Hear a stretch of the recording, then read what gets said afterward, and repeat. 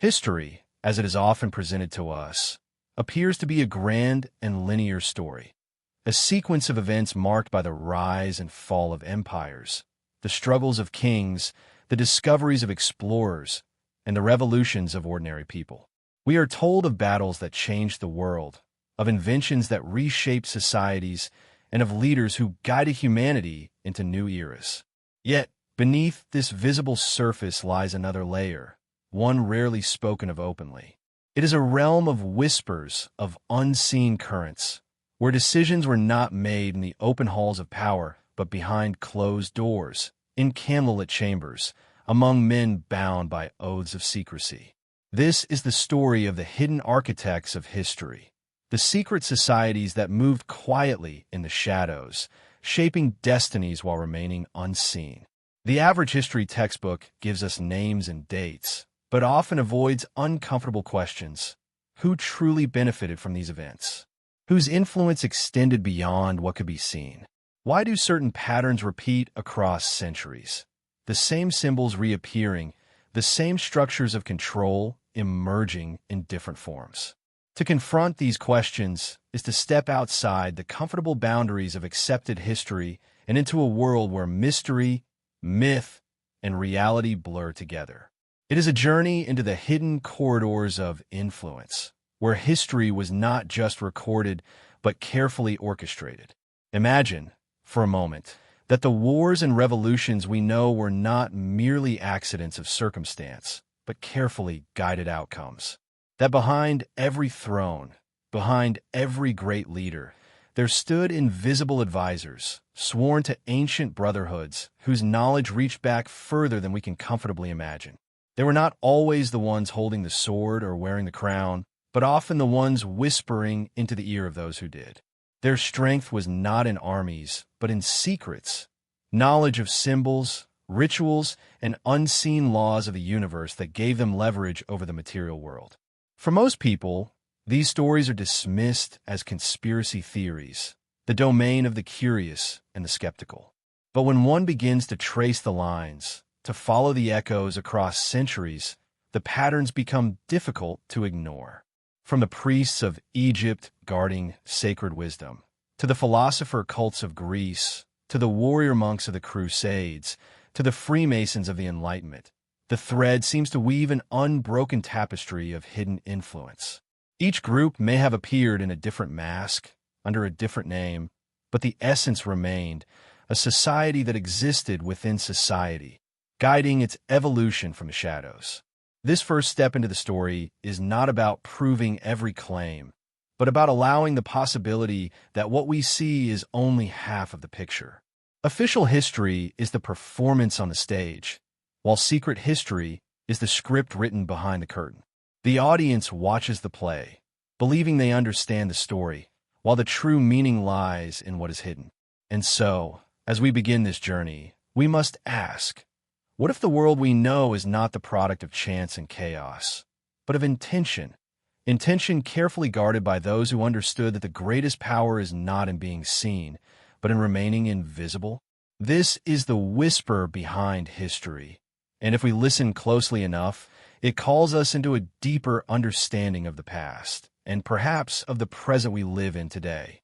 Long before the great empires of Europe and the knightly orders of the Middle Ages, humanity's fascination with secrecy, ritual, and hidden knowledge was already firmly established. If we look back to the cradles of civilization, Egypt, Mesopotamia, Babylon, and Sumer, we find not only the beginnings of writing, agriculture, and urban life, but also the birth of something far more enigmatic, the first brotherhoods. These were not merely religious groups or political elites. They were networks of men who claimed to possess knowledge hidden from the common people, knowledge that was said to link human beings with the divine, with the stars above, and with the unseen forces that shaped the destiny of nations. In ancient Egypt, power was inseparable from sacred knowledge. The pharaohs were not simply kings, but were believed to be divine intermediaries between the gods and the people. Yet the pharaoh could not rule alone.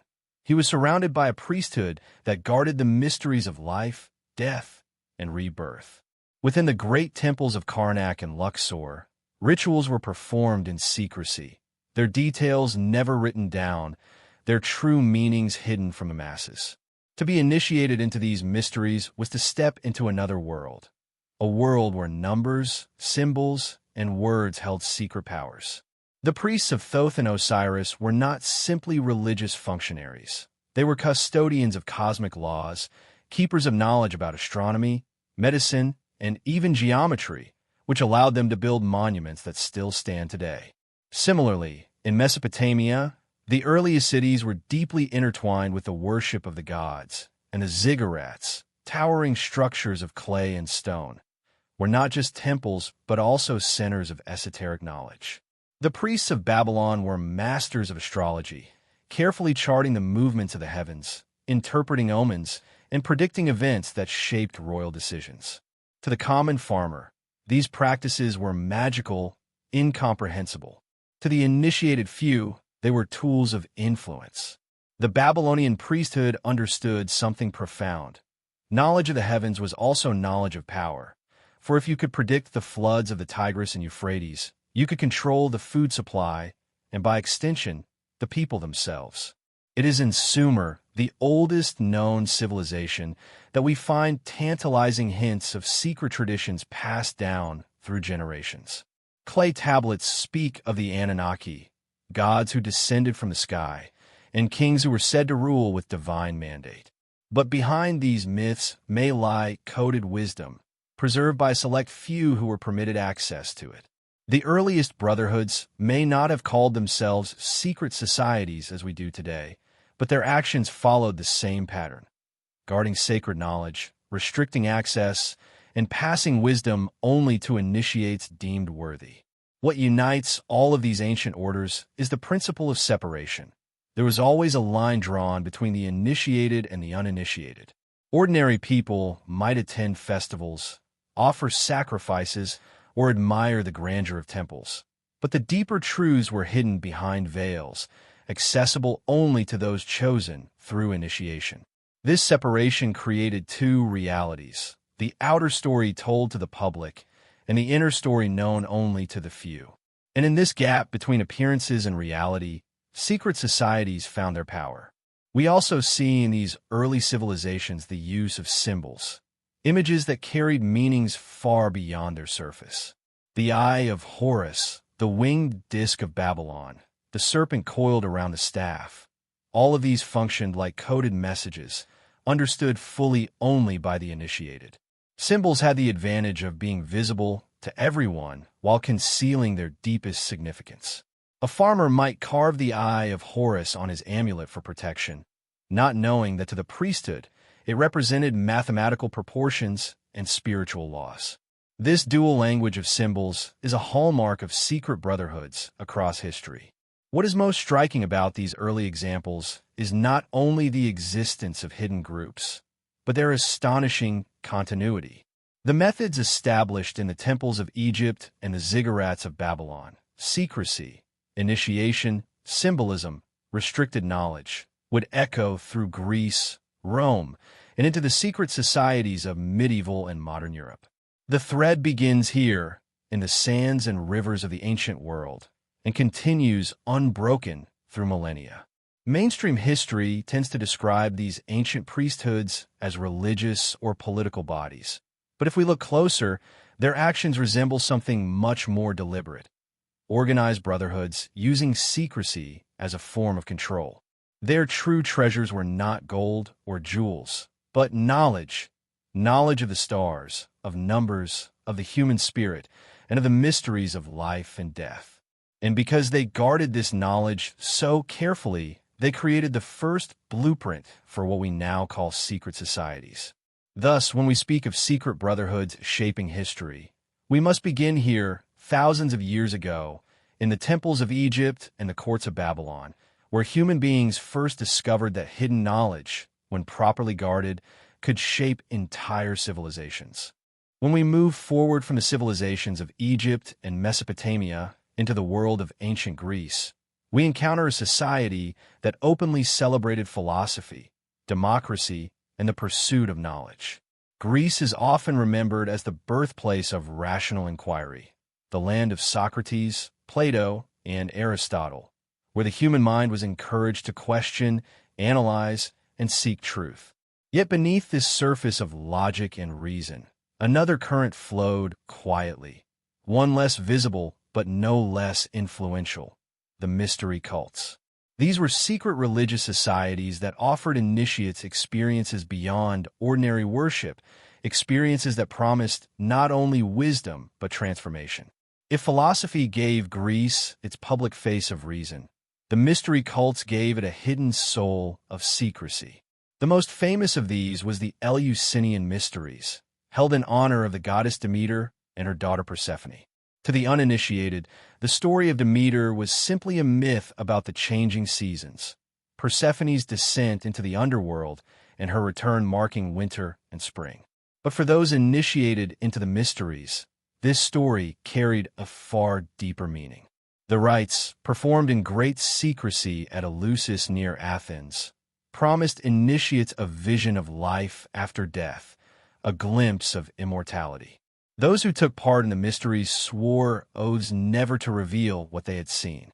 Even under penalty of death, initiates remained silent, which tells us that what they experienced was profoundly moving, powerful enough to bind them in lifelong secrecy. Why were such rites so carefully hidden? The Greeks believed that sacred knowledge could not be reduced to words or written instructions. It had to be experienced, embodied, and guarded from the unworthy. To reveal the mysteries to outsiders would be to profane them, to reduce divine truth to common chatter. In this sense, the mystery cults were not unlike the priesthoods of Egypt or Babylon. They created two levels of reality: the exoteric for the public and the esoteric for the initiated. Other cults spread across the Greek world as well. The Orphic Mysteries, inspired by the mythical figure Orpheus, taught of the soul's journey after death and the need for purification to escape the endless cycle of rebirth. Orphic initiates lived by strict rules: vegetarianism, ritual purity, and devotion to secret hymns. Their teachings emphasized that the body was a prison for the soul, and only through initiation and spiritual discipline could one achieve liberation. This idea would later echo through Christianity, Neoplatonism, and even Renaissance esotericism, a single thread of thought carried by hidden societies through the centuries. Then there were the Pythagoreans, followers of the philosopher Pythagoras, who is remembered today for his famous theorem in geometry. Yet Pythagoras was far more than a mathematician. To his followers, he was a semi-divine figure, a sage who had unlocked the harmony of the cosmos. His brotherhood lived communally, practicing secrecy, silence, and strict rules of conduct. They believed that numbers were not mere tools of calculation, but the very essence of reality. To know numbers was to know the mind of the universe. The Pythagoreans studied mathematics, music, and astronomy not as separate disciplines, but as parts of a single divine order. Their influence reached far beyond Greece, shaping later mystical traditions and laying foundations for the secret symbolism of numbers that still fascinates secret societies today. What united all these cults, Eleusinian, Orphic, Pythagorean, was the idea of transformation through initiation. To be initiated was to die symbolically and be reborn into a higher state of knowledge. These societies taught that truth could not be handed down in lectures or written in scrolls. It had to be earned through ritual, secrecy, and personal transformation. This was dangerous knowledge, knowledge that could destabilize traditional beliefs or grant unusual power to those who possessed it. And so it remained hidden, transmitted only from master to disciple, from initiate to initiate. Mainstream historians often describe these cults as mere curiosities, sideshows to the real history of Greece with its wars, politics, and philosophy. But in truth, the mystery cults deeply shaped Greek society. Many of Greece's greatest thinkers, Plato among them, were rumored to have been initiated into one or more of these mysteries. Plato's ideas about the immortality of the soul and the world of ideal forms bear striking resemblance to Orphic and Eleusinian teachings. Could it be that philosophy itself, the very foundation of Western thought, was nourished by the secret waters of hidden brotherhoods. The cults also spread influence through symbols. The caduceus of Hermes, the laurel crown, the sacred geometries of Pythagoras. These images carried meanings far deeper than their surface suggested. Even today, echoes of these symbols remain in our world, from medical insignias to architectural proportions. They are fragments of a language once spoken in secrecy, a language of transformation and hidden truths. As Greece expanded through conquest and trade, its mystery cults spread with it, blending with local traditions and laying foundations for the secret orders that would flourish in Rome. The pattern was set: an inner circle guarding hidden knowledge, an outer circle of public myth, and a powerful bond of secrecy binding them together. The Greeks gave the Western world the gift of reason, but they also gave it the template of the mystery society. From Eleusis to the Pythagoreans, they demonstrated that truth could be preserved in silence, power could be exercised through ritual, and knowledge could be hidden in plain sight. And so, as we leave the world of Greece and turn to Rome, we carry with us the realization that beneath the rational face of Western civilization lies an undercurrent of secrecy, a tradition of hidden brotherhoods that would not only survive but evolve, shaping history in ways the ordinary citizen could scarcely imagine. The Roman Empire is often remembered as a civilization of law, discipline, and military power. Its legions conquered vast territories, its roads and aqueducts shaped the ancient world, and its legal system became the foundation of modern governance. On the surface, Rome was pragmatic, orderly, and deeply public in its affairs. Yet beneath the grandeur of the Senate and the thunder of marching armies, Rome too harbored secret brotherhoods. While its philosophers and politicians debated openly in forums, other groups gathered in dimly lit chambers, bound not by law but by ritual, oath, and mystery. These hidden orders existed within Rome like shadows behind the marble columns, quietly influencing the empire from within. One of the most fascinating of these was the Mithraic cult, a mystery religion centered around the god Mithras. Originating in Persia and carried westward by soldiers, Mithraism became especially popular among Roman legionaries. In underground temples called Mithraea, initiates gathered in secret. They reenacted the myth of Mithras slaying the cosmic bull, a symbolic act believed to bring life, fertility, and renewal to the world.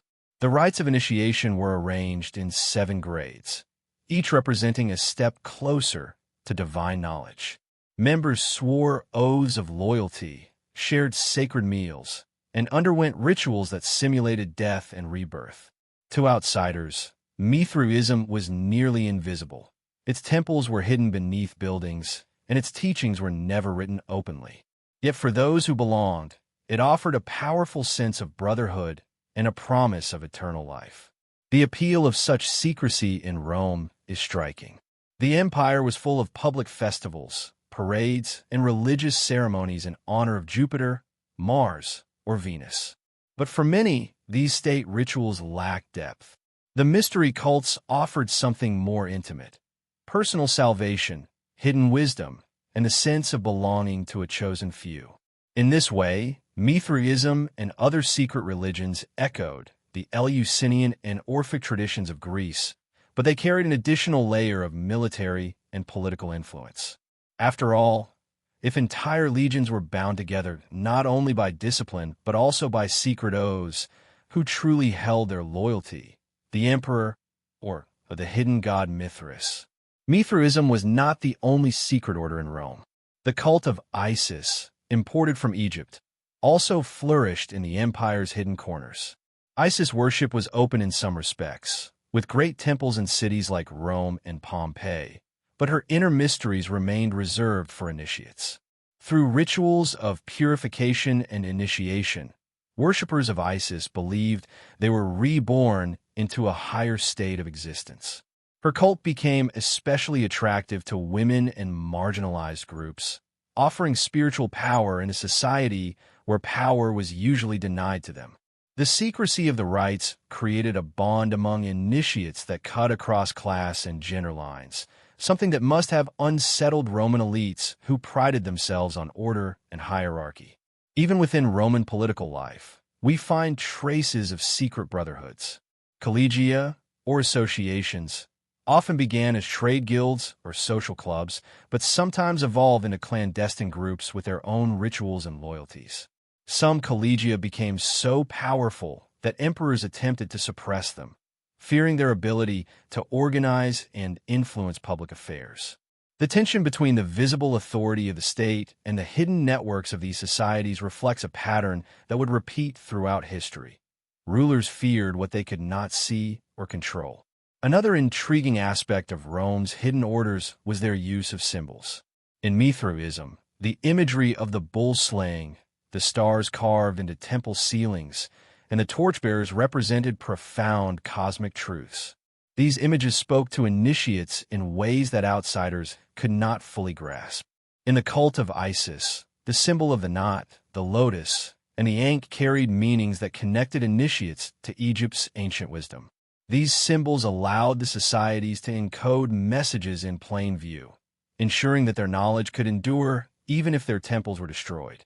Mainstream Roman historians like Livy or Tacitus rarely devoted much space to these hidden groups, focusing instead on wars, politics, and the deeds of emperors. Yet the resilience of these cults suggests they played a deeper role than we often recognize. While emperors sought to project their power through architecture, law, and military might, the mystery cults projected power through loyalty, transformation, and secrecy. They created a parallel Rome within Rome, invisible but influential, binding men and women together through unseen oaths. The eventual rise of Christianity also followed this hidden pattern. Before it became the official religion of the empire, Christianity spread quietly, secretly, among small groups who gathered in homes and catacombs. Like the mystery cults, it offered salvation, rebirth, and a sense of chosen community. It is no coincidence that early Christians borrowed certain forms from existing brotherhoods: secret meetings, symbolic meals, and coded language. Rome's underground spiritual culture prepared the ground for Christianity to grow, though once Christianity became official, it too turned against the secrecy of others. What Rome reveals to us, then, is the constant duality of human society. On the surface, we see order, law, and public life. But just beneath, there's always another layer: hidden orders, secret brotherhoods, and unseen loyalties. Rome, with all its power and grandeur, was no exception. It carried within itself the same pattern that began in Egypt and Greece: a divide between the public ritual and the private mystery, between the outer spectacle and the inner truth. As the empire expanded across Europe, its hidden cults spread as well. Soldiers carried Mithraism to distant outposts in Britain and Gaul. The cult of Isis found followers in Spain and even northern provinces. These secret traditions seeded Europe with ideas and practices that would echo long after Rome itself collapsed.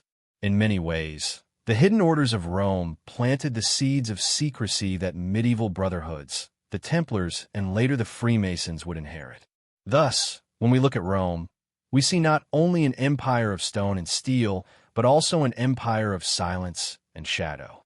Beneath the thunder of legions, whispers moved quietly from one initiate to another. And when Rome itself fell, those whispers did not die.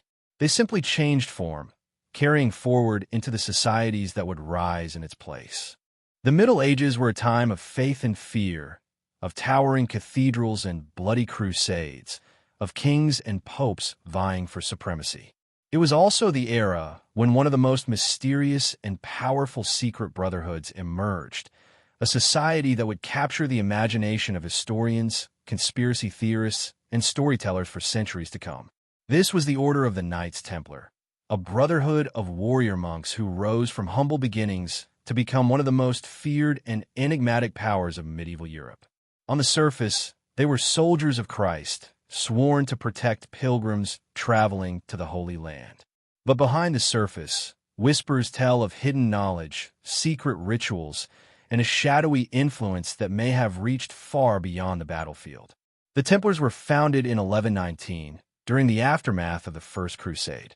9 knights, led by Hugues de Payens, pledged themselves to protect Christian travelers in Jerusalem. They took vows of poverty, chastity, and obedience, much like monks, but unlike monks, they bore swords and fought with ferocity. Their headquarters was established on the Temple Mount itself, the very site of Solomon's ancient temple, a place already shrouded in biblical legend and mystery. From this sacred ground, the Templars drew their name, and perhaps, according to legend, something far more valuable: hidden knowledge buried beneath the ruins. As the order grew, it quickly gained favor with the Church. In 1129, the Templars received formal recognition from the Pope, granting them immense privileges. They answered to no king, no bishop, only the Pope himself.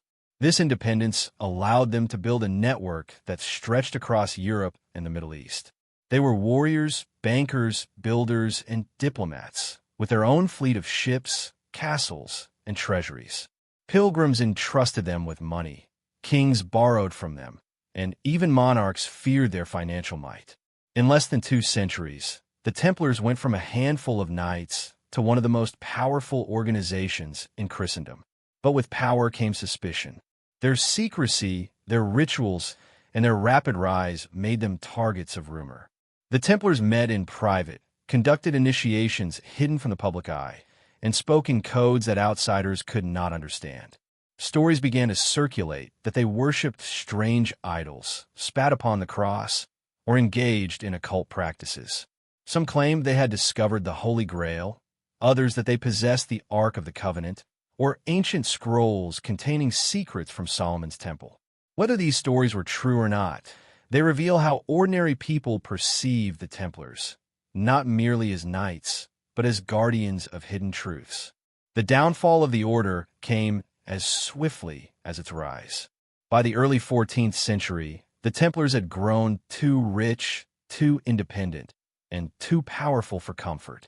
King Philip IV of France, deeply indebted to them, conspired to destroy the order. On Friday, October 13th, 1307, Templars across France were arrested in a sudden, coordinated strike. They were charged with heresy, blasphemy, and secret worship of idols.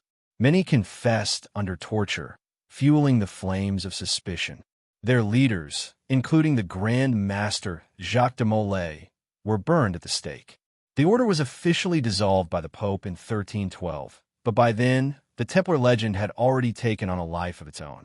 What makes the Templars so enduring in history is not only their meteoric rise and dramatic fall, but the mysteries that surround them. Were they truly guilty of heresy, or were the charges fabricated to justify their destruction? Did they uncover hidden relics beneath the Temple Mount? Did their secret knowledge survive their suppression, carried into other societies such as the Freemasons or the Rosicrucians? The lack of definitive answers only deepens the intrigue, allowing myth and history to merge into something larger than life. The symbols associated with the Templars add another layer to their mystique. Their red cross on a white mantle became an emblem of both purity and bloodshed. Their seals often depicted 2 knights riding a single horse, a symbol interpreted as poverty, but perhaps also hinting at duality, brotherhood, or hidden meaning. Their connection to sacred geometry and architecture has led some to speculate that they preserved ancient wisdom from the East, passing it down through secret codes embedded in cathedrals and chapels. Rosslyn Chapel in Scotland, with its intricate carvings and mysterious symbols, is often linked to the Templar legacy, even centuries after their dissolution. The Templars also represent a turning point in the evolution of secret societies. Unlike the mystery cults of Greece or the hidden orders of Rome, the Templars operated openly and visibly, yet always with an inner circle of secrets. Their combination of military might, financial control, and spiritual authority set the template for later groups that would wield influence behind the scenes. They demonstrated how a brotherhood bound by oaths could transcend borders, defy kings, and hold power that even emperors feared. Even today, the shadow of the Templars lingers. Their name is invoked in countless legends, novels, and films. Conspiracy theories link them to the Freemasons, the Illuminati, and even modern banking systems. Their downfall on Friday the 13th is still remembered in superstition. Whether as guardians of the Grail, keepers of lost relics, or martyrs of hidden truth, the Templars remain etched into the imagination as the archetype of a secret society, visible in history, yet cloaked in mystery. The story of the Knights Templar reminds us that history is never only what is written in official documents. Behind the battles and treaties, there are always hidden hands at work, guiding, protecting, or perhaps manipulating. The Templars may have been destroyed, but the idea they embodied, a brotherhood bound by secrecy, wielding power from the shadows, survived them. It resurfaced in later centuries under new names, new symbols, and new disguises, continuing the hidden thread that runs through the story of humanity. And so, as we leave the Middle Ages and step into the Renaissance, we carry forward the legacy of the Templars. Their shadow stretches across centuries, whispering of lost treasures, forbidden knowledge, and the eternal struggle between power and secrecy. Whether they were saints or sinners, heroes or heretics, one thing is certain. The Templars were never just knights. They were something far more dangerous, a secret society hidden in plain sight. As the medieval world gave way to the dawn of the Renaissance, a new kind of secret brotherhood began to take shape. These were not orders of knights or lodges of builders, but solitary seekers and hidden societies devoted to the mysteries of transformation, both of matter and of the soul. They were the alchemists, men who worked in shadowed laboratories filled with strange instruments, flasks, and furnaces, searching for truths that lay beyond the grasp of ordinary science. To the common eye, they seemed obsessed with the impossible dream of turning lead into gold. But to those initiated into their secret language of symbols, alchemy was something far deeper. The quest for hidden wisdom, for immortality, for the divine fire that lay at the heart of creation. Alchemy's roots stretched back into ancient Egypt and Greece, where texts like the Emerald Tablet whispered of transformation and the unity of all things. By the Middle Ages, these ideas were transmitted into Europe through Arabic scholars, and soon secret manuscripts began circulating among those bold enough to risk being labeled heretics. The alchemists concealed their knowledge in riddles and allegories. Their writings spoke of dragons and serpents, suns and moons, kings and queens, all metaphors for the inner processes of matter and spirit. To the uninitiated, their books appeared as fanciful nonsense. But to those trained in the art, every image was a key, every symbol a hidden door. The most famous goal of alchemy was the philosopher's stone, a legendary substance said to transform base metals into gold and grant eternal life. But the stone was more than a material object. It symbolized the perfection of the soul, the ultimate union of human and divine. The process of transmutation mirrored the journey of the alchemist himself. Through fire, dissolution, and recombination, impurities were burned away until only the pure essence remained.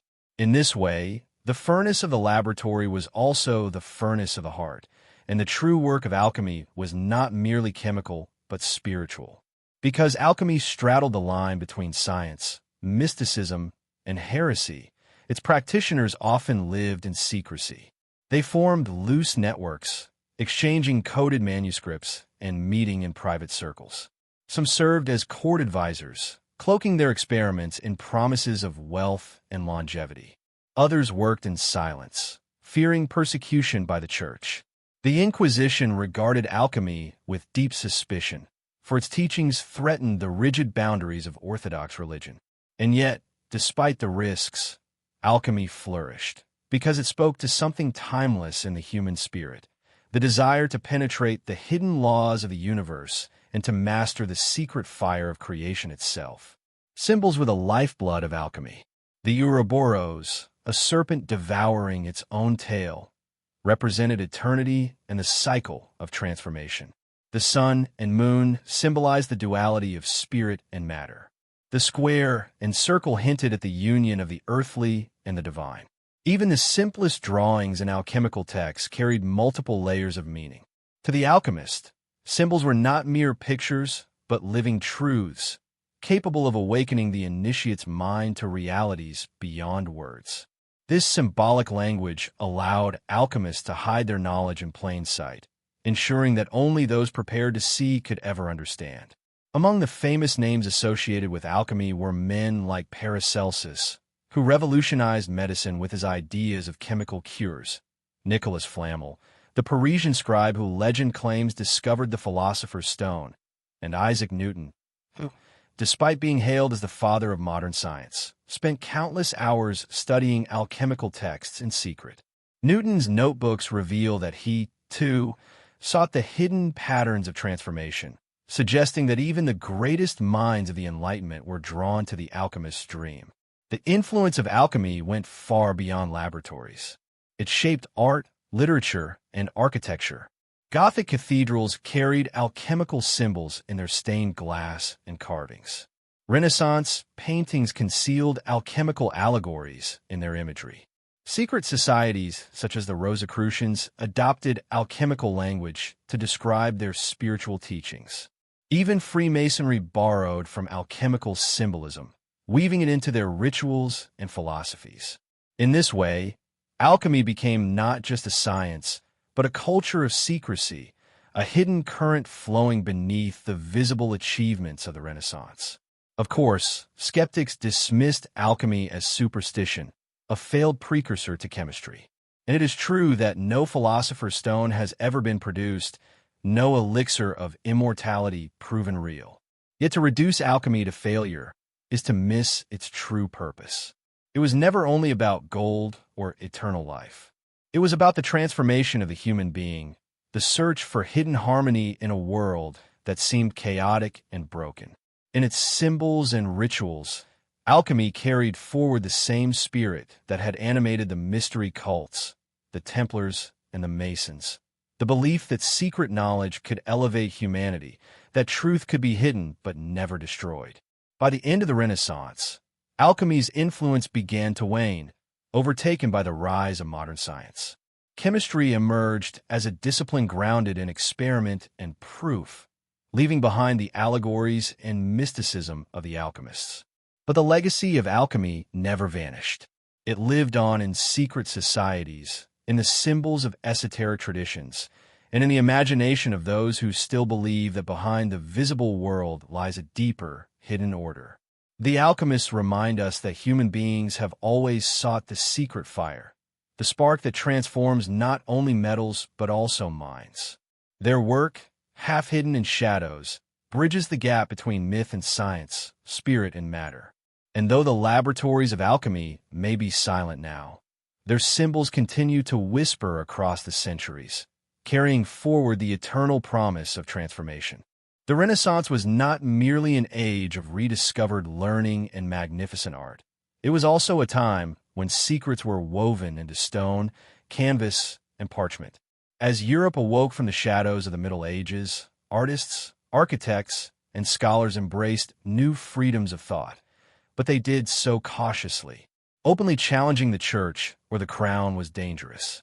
Thus, those who wished to preserve forbidden knowledge or communicate hidden truths often concealed them within their works.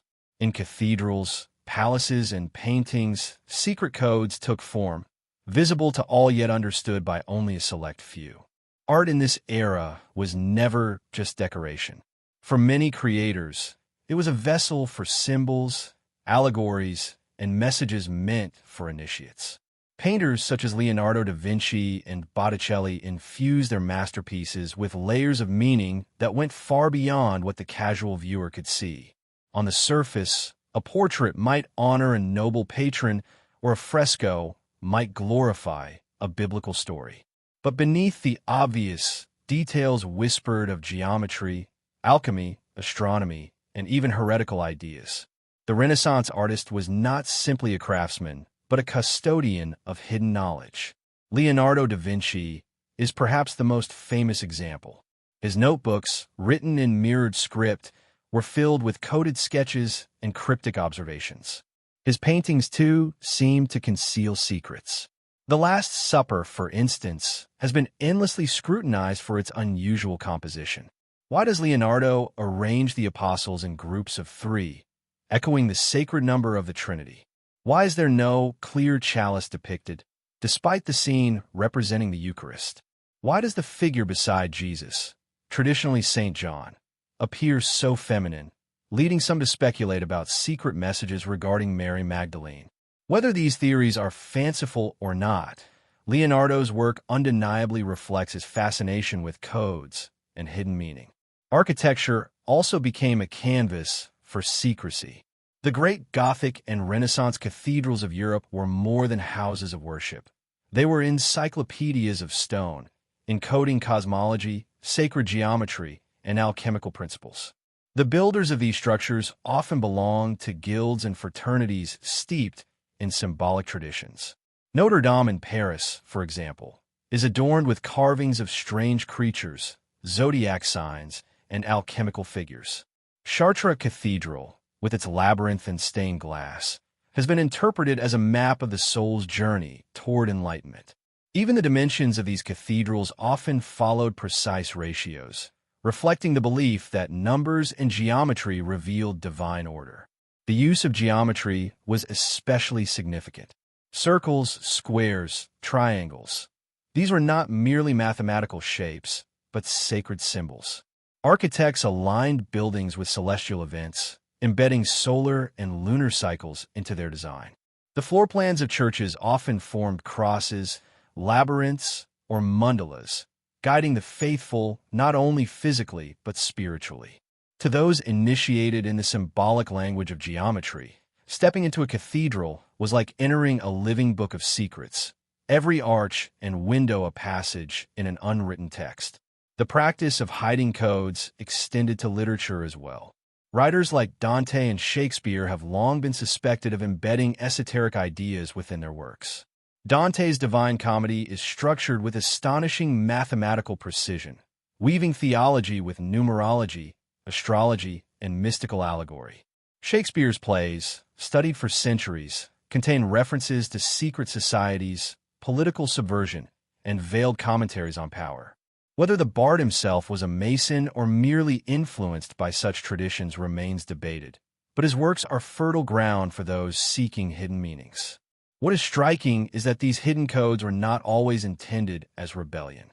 Sometimes they served as protection, allowing thinkers to explore dangerous ideas without attracting the wrath of authorities. At other times, they were invitations meant to spark curiosity and guide seekers toward initiation into deeper mysteries. A carving of a green man in a cathedral might remind an initiate of the ancient pagan connection to nature. A symbolic gesture in a painting might hint at alchemical truths. A mathematical proportion in a building might embody the harmony of heaven and earth. For the uninitiated, these details were invisible. For the initiate, they were a map of hidden wisdom. The Renaissance fascination with codes reached its height in the creation of secret societies like the Rosicrucians. Emerging in the early 17th century, this mysterious brotherhood claimed to possess ancient wisdom passed down through symbols and allegories. Their manifestos blended alchemy, mysticism, and Christian theology, and their influence spread rapidly among Europe's intellectual elite. Whether the Rosicrucians were real or a literary invention hardly mattered. What mattered was the belief that hidden codes could preserve and transmit forbidden knowledge across time. This tradition of encoding knowledge in art and architecture reveals something profound about the human condition. We are drawn to secrets, to the idea that truth is hidden just beneath the surface, waiting to be discovered. For Renaissance artists and architects, this was not a mere game, but a necessity. There was a world where open defiance could lead to persecution or death. To survive, they turned creativity into camouflage, embedding truth in beauty, wisdom in stone, knowledge in brushstrokes. Today, these works continue to fascinate us. Scholars pore over paintings and manuscripts, decoding symbols that may have been invisible for centuries. Tourists walk through cathedrals unaware that the floor beneath their feet or the carvings above their heads carry messages older than the church itself. The idea that the past has left us a trail of secret codes ignites our imagination, making us feel as if we too are initiates in a timeless mystery. Thus, the Renaissance was more than an age of rebirth. It was an age of concealment and revelation. Behind every painting, beneath every arch, within every page, knowledge was hidden in symbols. Some of it may have been playful, some practical, and some profoundly spiritual. But all of it contributed to the long tradition of secrecy that runs through human history. And as we move from the Renaissance into the Age of Revolution, these codes did not disappear. Instead, they were carried forward, inspiring new brotherhoods who would once again take the hidden wisdom of the past and weave it into the very fabric of political and social change. By the late 18th century, Europe was trembling on the edge of transformation. Old monarchies stood tall, but their foundations were weakening. The Enlightenment had filled the minds of men with dangerous ideas: liberty, equality, and reason. Empires that had once seemed eternal were cracking under the weight of new philosophies, new technologies, and new demands from their people. Into this turbulent age stepped the secret societies, carrying with them centuries of hidden knowledge, symbols, and rituals. For some, they were harmless fraternities. For others, they were the invisible hand guiding revolutions, whispering rebellion into the ears of kings and commoners alike.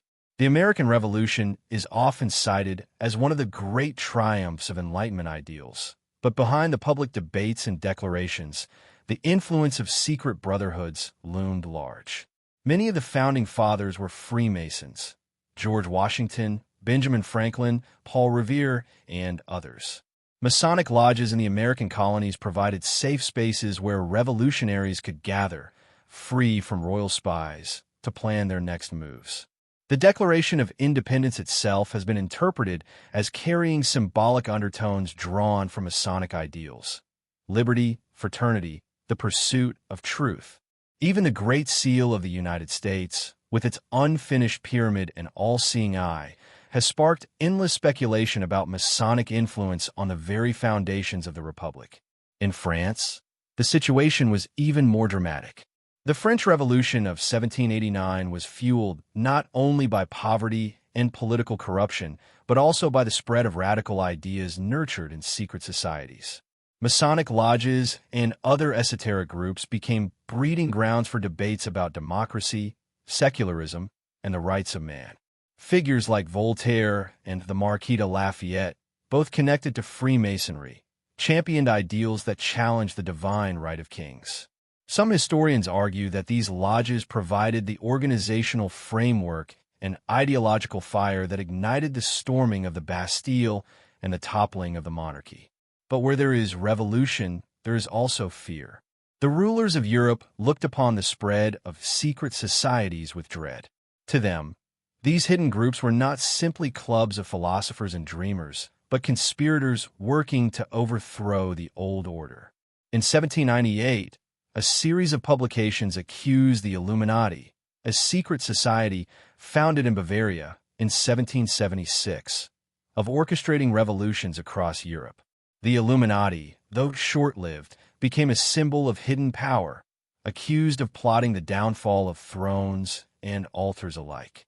Though their actual influence may have been limited, the myth of the Illuminati grew far larger than the group itself, becoming shorthand for the idea that revolutions were not spontaneous, but engineered by a shadowy elite. Symbols once again played a crucial role. Revolutionary France embraced the Eye of Providence, the fasces, and the Phrygian cap, each with deep symbolic meanings tied to ancient Rome, Masonry, or esoteric tradition.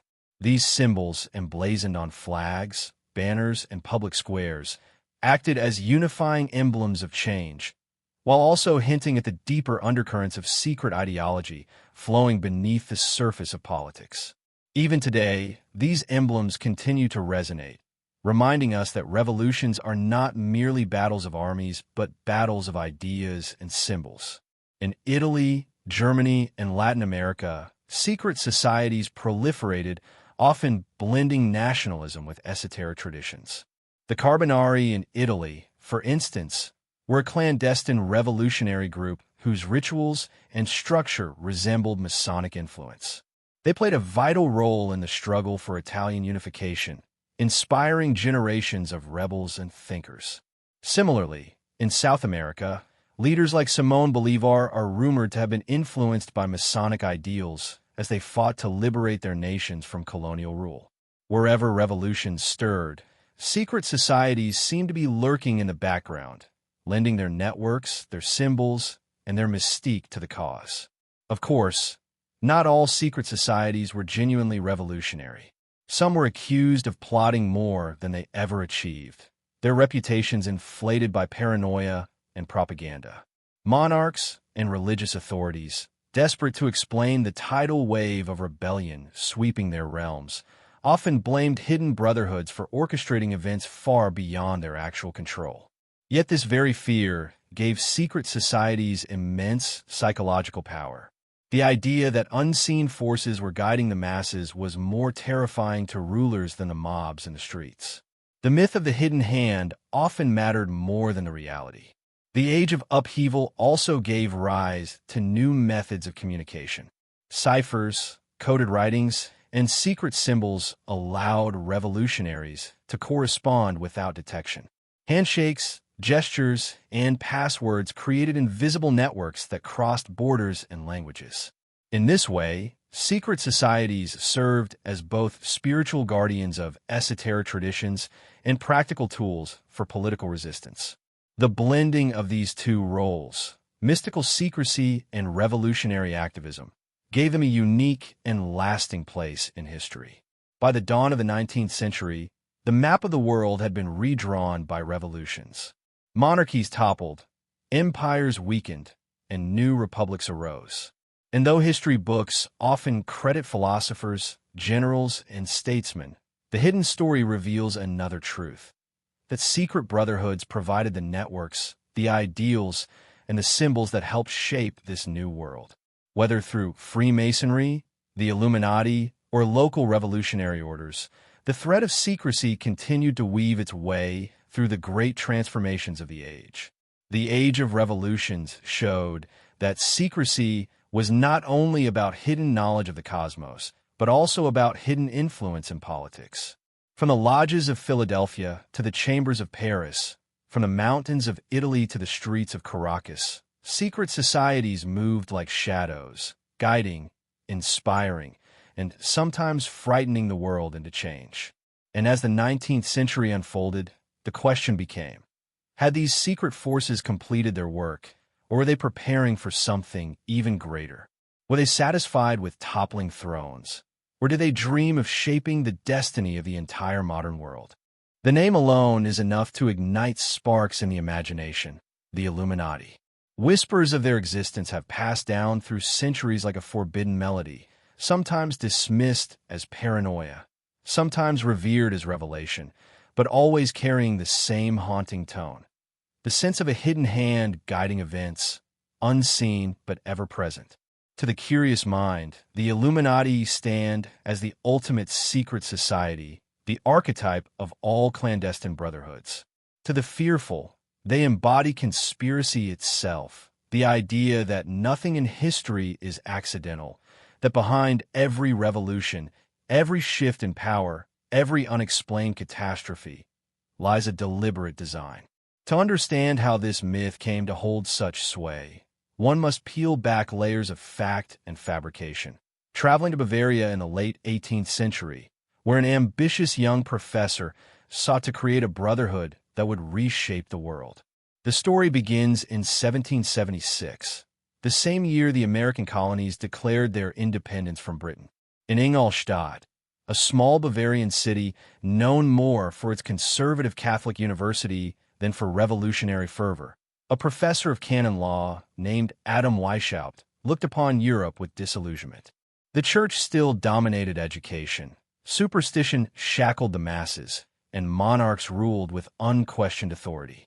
Enlightenment thinkers spoke of reason, freedom, and progress, but their ideals seemed fragile against entrenched power. Weishaupt believed that knowledge was the true path to liberation. He imagined a society of enlightened men, bound together by secrecy, discipline, and a common mission: to overthrow ignorance, challenge tyranny, and create a new world guided by reason. Thus was born the Order of the Illuminati. It began humbly, with a handful of students and intellectuals. They met in hidden rooms, took oaths of loyalty, and adopted a system of grades and degrees modeled after Freemasonry, which at the time was already spreading across Europe. Weishaupt was shrewd. He understood that secrecy was both protection and power. He wove a network of signs, symbols, and passwords that allowed members to recognize one another without fear of exposure. Their motto, Novis Ordo Seclorum, a new order of the ages, carried the audacity of their vision. They dreamed not merely of reforming their city or even their nation, but of reshaping all human society. Recruitment followed a careful process. Potential members were tested for loyalty and discretion before being initiated. Once inside, they were promised access to deeper layers of truth, though always one step at a time. This system of gradual revelation kept initiates bound to the order and fed their hunger for belonging. Soon, the Illuminati began infiltrating other organizations, particularly the Freemasons. By blending into the already established lodges, they extended their influence without drawing immediate suspicion. Their ambition was not small. Weishaupt imagined an invisible network stretching across courts, academies, and armies, an intellectual army with no banners, no uniforms, but a single purpose: to liberate humanity from tyranny. But secrecy breeds suspicion. As the order grew, so did the risks. In conservative Bavaria, whispers of a hidden brotherhood undermining church and crown quickly drew attention. Some members defected, carrying tales of dangerous plots. Weishaupt's enemies accused him of atheism, of sedition, of seeking to destroy the very foundations of religion and monarchy. By 1785, the Bavarian authorities struck hard. The Illuminati were banned, their documents seized, their leaders exiled. Weishaupt himself fled into hiding. By all official accounts, the society was dismantled, broken before it had reached maturity. Yet, paradoxically, their destruction gave birth to their legend. Suppression did not erase the Illuminati, but magnified them. What could have been a forgotten footnote in Bavarian history instead became a seed of myth. Pamphlets spread across Europe claiming that the Illuminati had not died, but gone underground. During the French Revolution, when mobs toppled the monarchy and filled Paris with a roar of liberty and blood, many believed it was the hidden hand of the Illuminati guiding events. Clergy and monarchists alike insisted that the revolution was no spontaneous uprising, but a conspiracy orchestrated by Weishaupt's disciples. From then on, the name of the Illuminati became inseparable from revolution, upheaval, and hidden design. In truth, evidence for their direct involvement in the French Revolution is scant. Yet what matters in the history of secret societies is not always the truth of their actions, but the belief in their existence. The Illuminati became a symbol, a vessel into which people could pour their fears and suspicions. Every sudden change in politics, every unexplained decision by the powerful, could be attributed to them. Were kings overthrown? The Illuminati were blamed. Did wars erupt across Europe? Surely they had engineered it. Even across the Atlantic, as America shaped its fragile republic, suspicions spread that Illuminati influence had crossed the ocean. The presence of Masonic symbols in American culture, the pyramid, the all-seeing eye, fed the narrative that a hidden order was already weaving its web in the New World. By the 19th century, the Illuminati had ceased to exist as a functioning organization. But as a myth, they were immortal. Writers of the Romantic era turned them into figures of Gothic intrigue. Political pamphleteers denounced them as the architects of atheism and socialism. Conspiracy theorists elevated them to almost supernatural powers. The idea of the Illuminati morphed into something larger than Adam Weishaupt ever envisioned. No longer a small society of reformers, but a shadow government, eternal and omnipotent. The 20th century brought new life to the myth. As global wars shattered old orders and nations struggled with the terror of totalitarian regimes, whispers of the Illuminati surged again. Were they behind the rise of fascism or communism, or both? Did they pull the strings of bankers, generals, and politicians? In the Cold War era, the Illuminati became shorthand for the idea that democracy was an illusion, that real power was exercised by a secret elite invisible to the masses. Popular culture picked up the thread, and novels, films, and later music videos transformed the Illuminati into a modern archetype of hidden power. Why has the Illuminati myth endured when so many other secret societies faded into obscurity? Part of the answer lies in their timing. Emerging at the dawn of the modern era, their suppression coincided with revolutions that reshaped the world. They became the perfect scapegoat for those who could not accept that masses of ordinary people had the power to topple monarchs. Another reason lies in their simplicity. Unlike Freemasonry or Rosicrucianism, which are weighed down with centuries of ritual and symbolism, the Illuminati are defined by a single, dramatic idea that a secret brotherhood seeks to control the world. Such a narrative is endlessly adaptable. It can be applied to any era, any crisis, any shift in power. Yet there's also a deeper reason. The Illuminati embody a psychological truth. Whether or not they operate in the shadows today, the human mind is haunted by the idea that visible power is never the whole story, that behind every throne and every parliament there are hidden chambers where the real decisions are made. The Illuminati represent that shadow, the suspicion that history itself is scripted by hands we cannot see. This fear and fascination is not likely to vanish. Today, the Illuminati live less in dusty archives than in the digital sphere. On social media platforms, conspiracy theories flourish like wildfire. Videos, memes, and viral posts spread the idea that celebrities flash Illuminati symbols in plain sight, that governments are puppets of hidden masters, that world events are staged rituals of power. Some embrace the idea with deadly seriousness. Others treat it as satire, a cultural joke. But whether mocked or feared, the name persists, echoing across centuries. What began in 1776 as a fragile brotherhood of intellectuals in Bavaria has grown into one of the most enduring myths of modern history. The Illuminati no longer need lodges or secret oaths. Their true domain is the imagination of humanity. They exist wherever suspicion whispers, wherever someone looks at the chaos of history and insists that there must be a plan. They are the embodiment of the human refusal to believe in chance, the insistence that somewhere, hidden in the shadows, lies the hand of order. And perhaps that is why their myth has outlived their reality. Because we crave not only freedom but certainty, and when the world offers neither, we invent an unseen brotherhood to take their place. For nearly 2 millennia, the Catholic Church has stood not only as the guardian of Christian faith, but also as one of the most powerful institutions in human history. Its reach extended far beyond religion. It was a political force, a cultural authority, and often the final arbiter of truth in the Western world.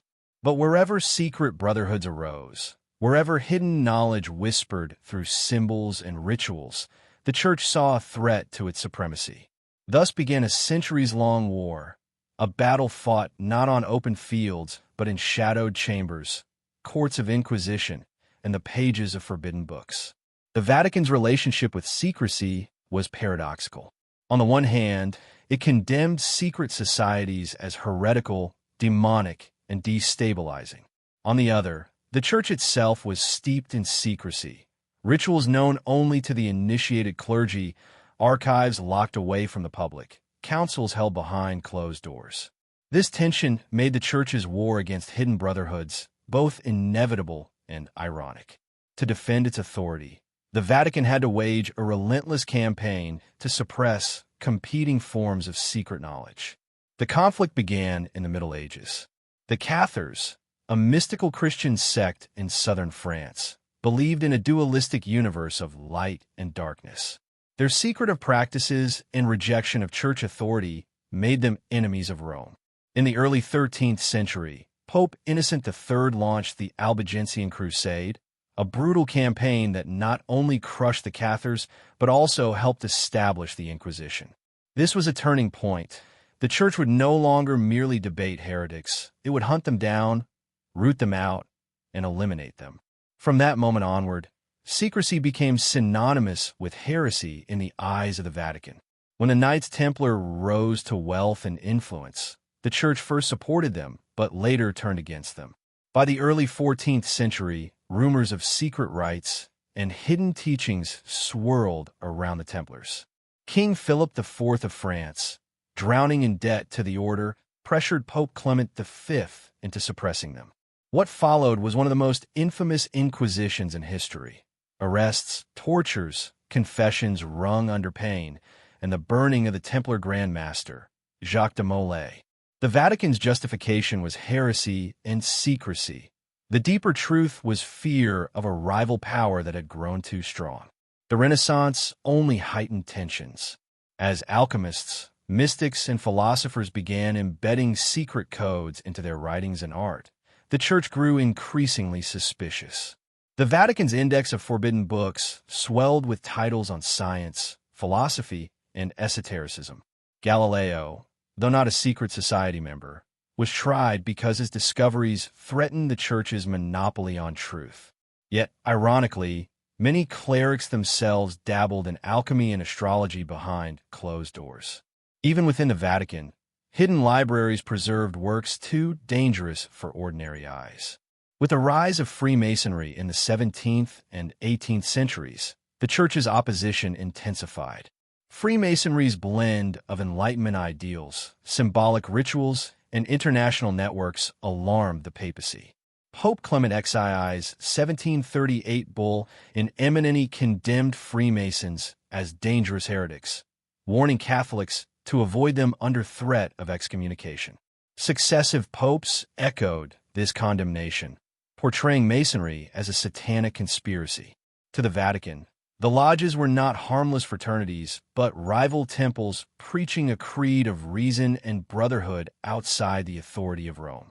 The French Revolution confirmed these fears. As monarchies fell and churches burned, conservative voices within Catholic Europe blamed the Freemasons and the Illuminati. The Vatican positioned itself as the bulwark against chaos, claiming that secret societies sought to destroy not only kings but the Church itself.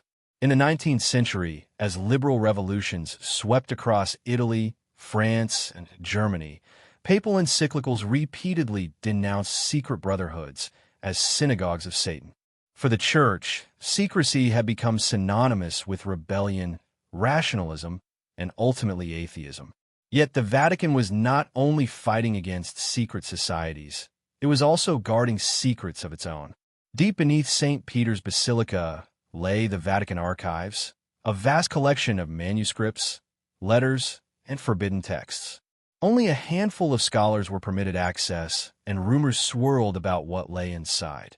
Gospels excluded from the Bible, heretical works locked away, letters revealing hidden alliances between popes and kings. Whether fact or exaggeration, the secrecy of the Vatican fueled speculation that it too was a kind of secret society, a brotherhood cloaked in robes rather than aprons, wielding spiritual power instead of ritual handshakes. The war between the Vatican and secret societies was not merely religious, but also political.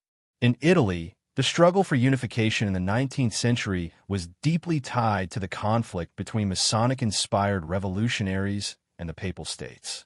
Figures like Giuseppe Garibaldi, a Freemason, openly opposed papal authority, seeing the Church as an obstacle to national freedom. The fall of the Papal States in 1870 symbolized the weakening of Vatican power, but it did not end the ideological battle. To this day, Freemasonry remains officially condemned by the Catholic Church, with papal documents warning that its principles are incompatible with Christianity. This centuries-long struggle reveals a deeper truth. The Vatican and secret societies were mirror images of one another. Both drew strength from rituals, symbols, and secrecy. Both claimed access to hidden knowledge and higher truths. And both feared losing control over the minds and souls of humanity. Their war was not only a battle of doctrines, but a battle for the power to define reality itself. The Vatican may have succeeded in suppressing some groups, the Cathars, the Templars, the Illuminati, but others survived and adapted, slipping into new forms, new names, and new ages. In trying to extinguish secrecy, the Church inadvertently fueled it, for persecution only deepened the allure of hidden knowledge. The shadow war between Rome and the secret brotherhoods became one of the defining dramas of Western history, a conflict not merely of religion, but of secrecy against secrecy. And as the world entered the modern era, this war did not fade. Instead, it evolved, carrying the tension between faith, reason, and hidden power into the heart of the 20th century. The dawn of the Age of Empires marked not only the expansion of European power across the globe, but also the diffusion of secret societies into distant lands. Colonization was never just a story of armies, trade, and conquest. It was also a story of ideas and hidden brotherhoods traveling silently alongside the ships and caravans. As Europe carved empires across Africa, Asia, and the Americas, the networks of Freemasons, Rosicrucians, and other clandestine groups expanded too, planting their roots in foreign soil and weaving their influence into the emerging world order. Secrecy thrived in this global age. Empire, by its very nature, was built on control, over territories, over trade, over the beliefs of colonized peoples. Yet within the colonial capitals, port cities, and military garrisons, new spaces for secrecy opened. Masonic lodges appeared in Calcutta, Cairo, and Havana. Soldiers, merchants, and administrators carried their rituals across oceans, establishing temples of fraternity in lands far from Europe. For colonizers, these lodges offered a sense of home and brotherhood. For locals who gained admission, they offered entry into a hidden network of influence, a passport into the privileged circles of power.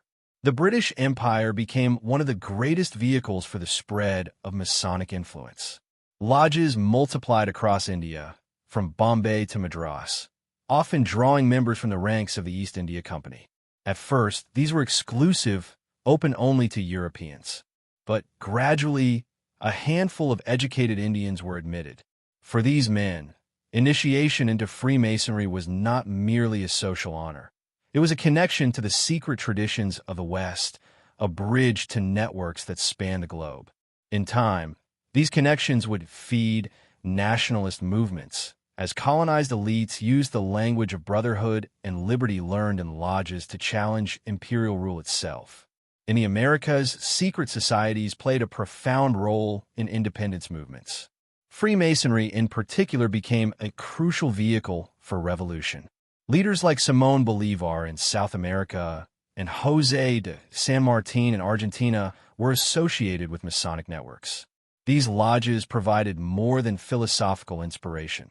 They served as safe houses for conspirators, places where revolution could be whispered without fear of immediate betrayal. From Mexico to Chile, the spread of independence was inseparable from the quiet influence of secret brotherhoods, which translated European Enlightenment ideals into a revolutionary reality on new continents. The French Empire, too, carried its secret orders abroad.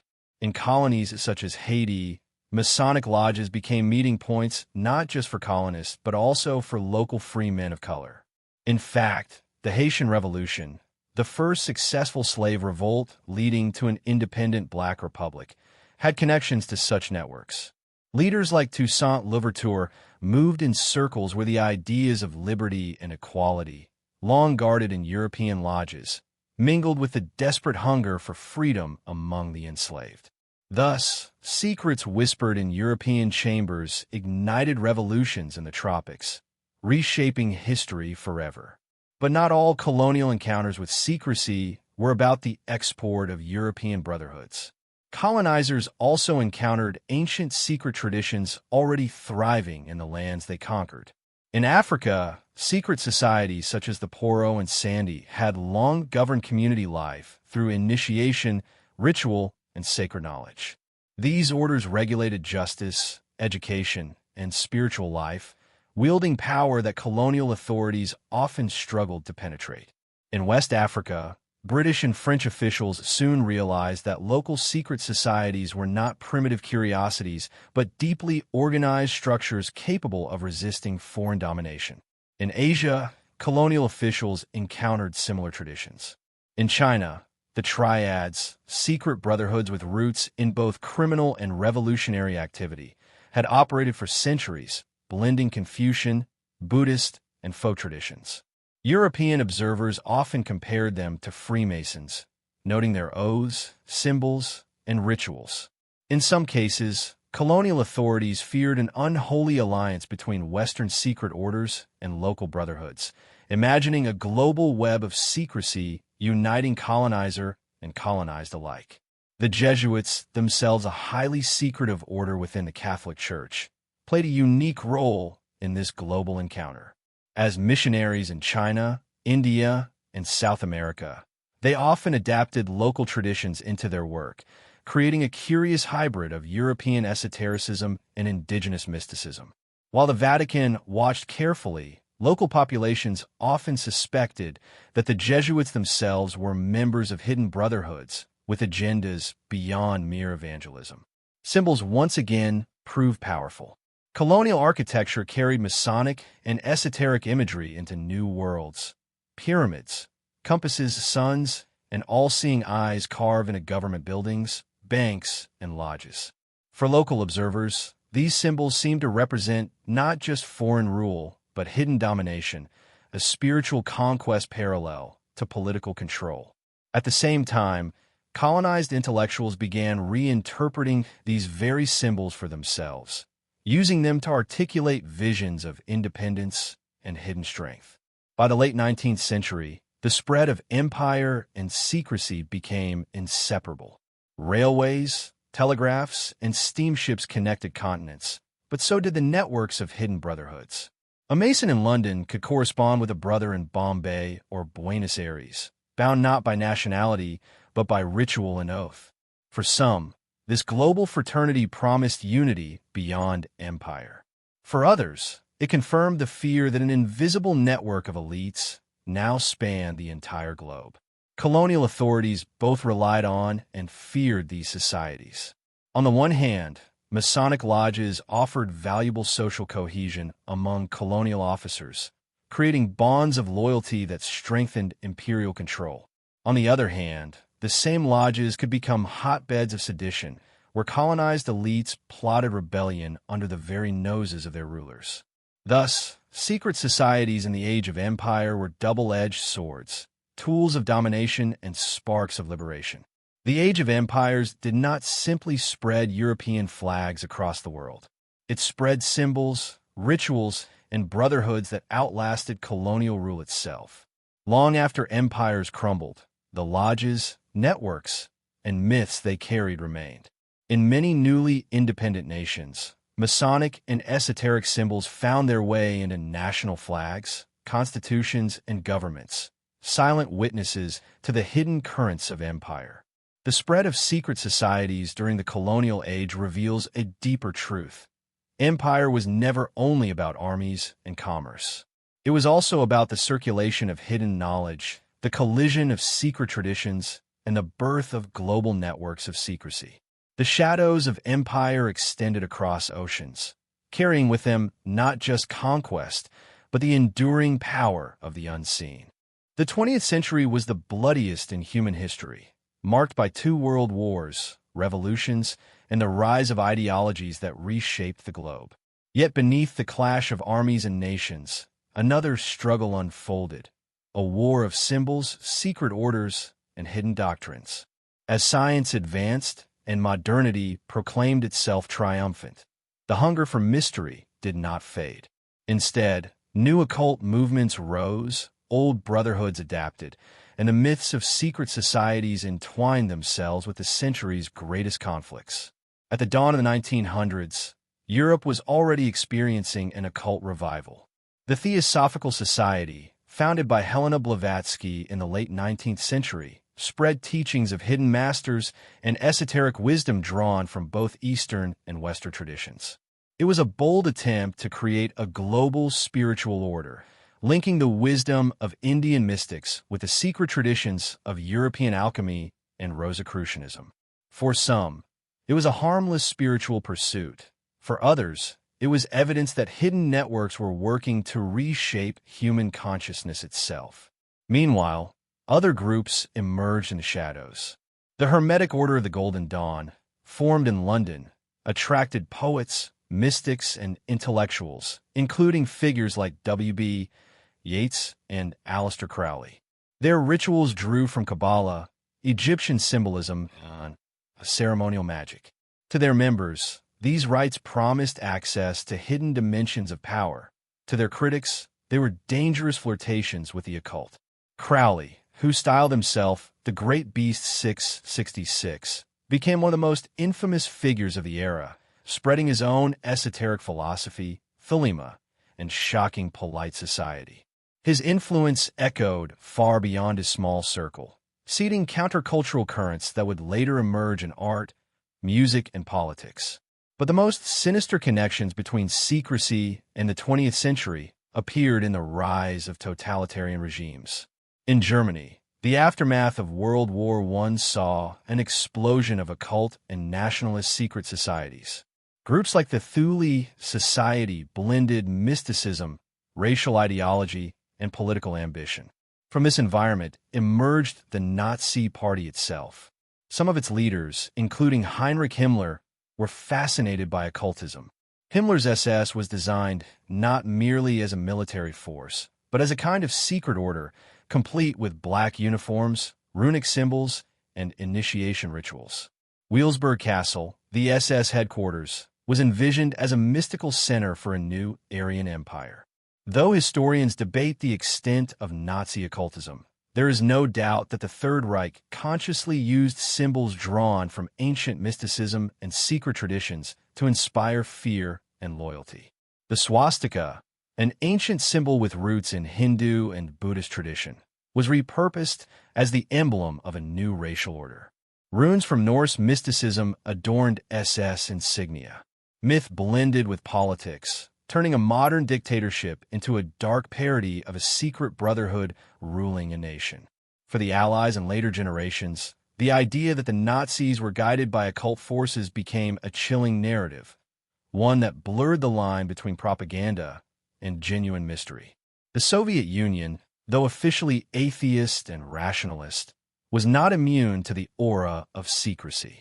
While the Kremlin denounced religion and esotericism, it maintained its own networks of secrecy through intelligence services, hidden archives, and ideological indoctrination.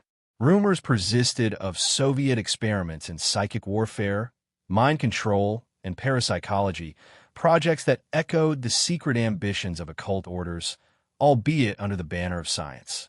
The Cold War itself was steeped in secrecy. Intelligence agencies like the CIA and KGB became modern equivalents of hidden brotherhoods, complete with coded messages, rituals of initiation, and invisible networks spanning the globe. Conspiracy theories flourished, suggesting that behind the struggle of capitalism and communism lay deeper secret orders manipulating both sides. For many, the Illuminati myth was reborn in the age of nuclear weapons and global espionage. Meanwhile, the mid-20th century also witnessed the rise of new occult subcultures. In the aftermath of World War II, groups like the Ordo Templi Orientis, OTO, spread Crowley's teachings, while others revived interest in Wicca, neo-paganism, and ceremonial magic. The counterculture of the 1960s embraced symbols once considered dangerous: pentagrams, tarot, astrology, weaving them into music, art, and protest. Rock bands flirted with occult imagery, and whispers of satanic influence spread through popular culture. The very symbols once guarded in secret temples now appeared on album covers, posters, and films, their power amplified by mass media. Secret societies also found their way into politics and finance. The Bilderberg Group, founded in 1954, gathered political leaders, businessmen, and intellectuals in closed-door meetings. Though not an occult order, its secrecy fueled speculation that it was the modern Illuminati, steering global policy in hidden ways.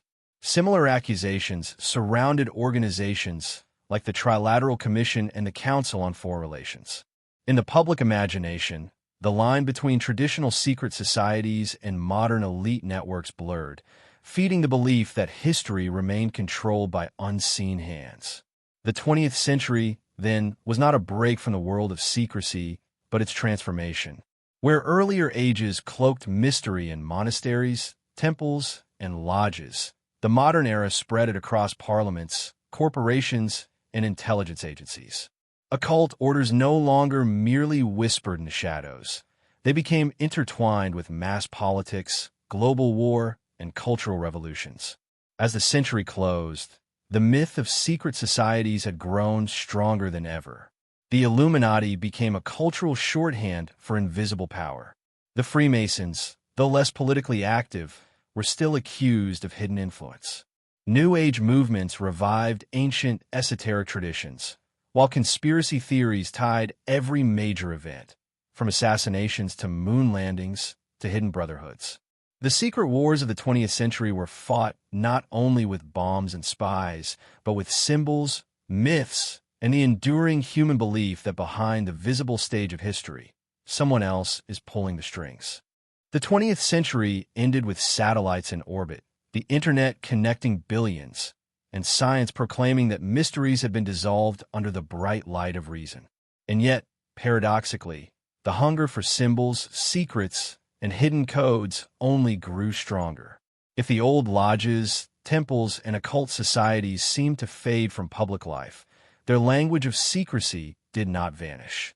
Instead, it migrated into architecture, media, corporate logos, currency, and popular culture.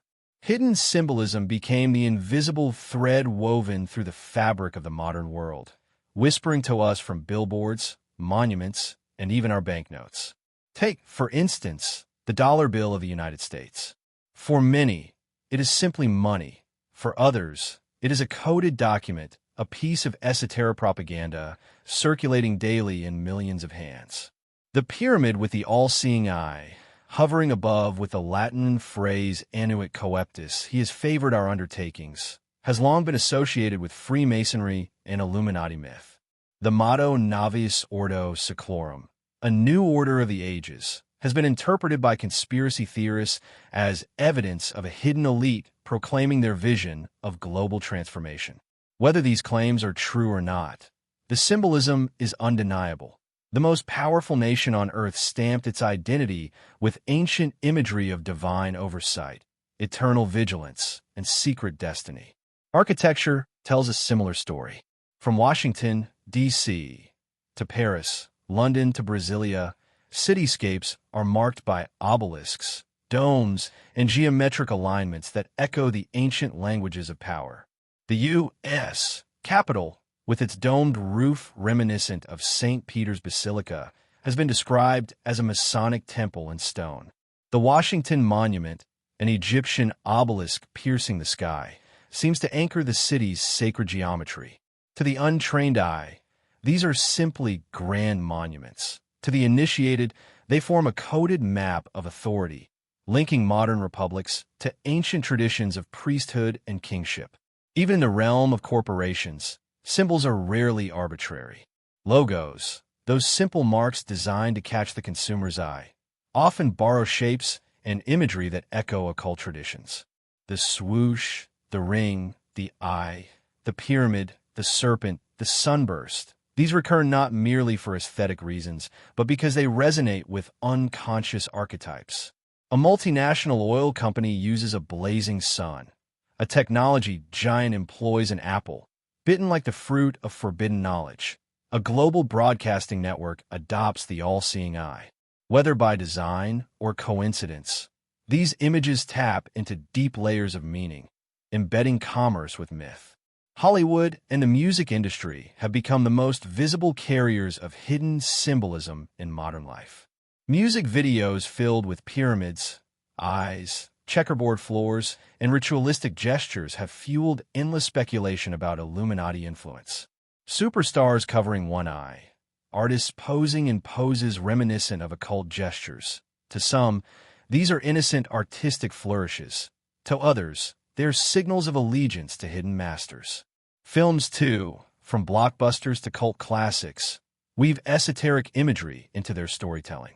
Secret orders in fiction echo real-world myths, blurring the boundary between entertainment and revelation. What makes hidden symbolism so powerful in the modern world is not simply its presence, but its accessibility. In the digital age, millions of viewers pause a film frame by frame to decode a symbol on a wall or a gesture in a music video. Online forums dissect corporate logos, tracing their origins to Masonic or alchemical roots.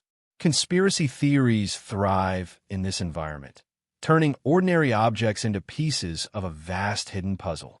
Whether one believes in actual secret manipulation or not, the very act of searching for meaning transforms the world into a symbolic text waiting to be decoded.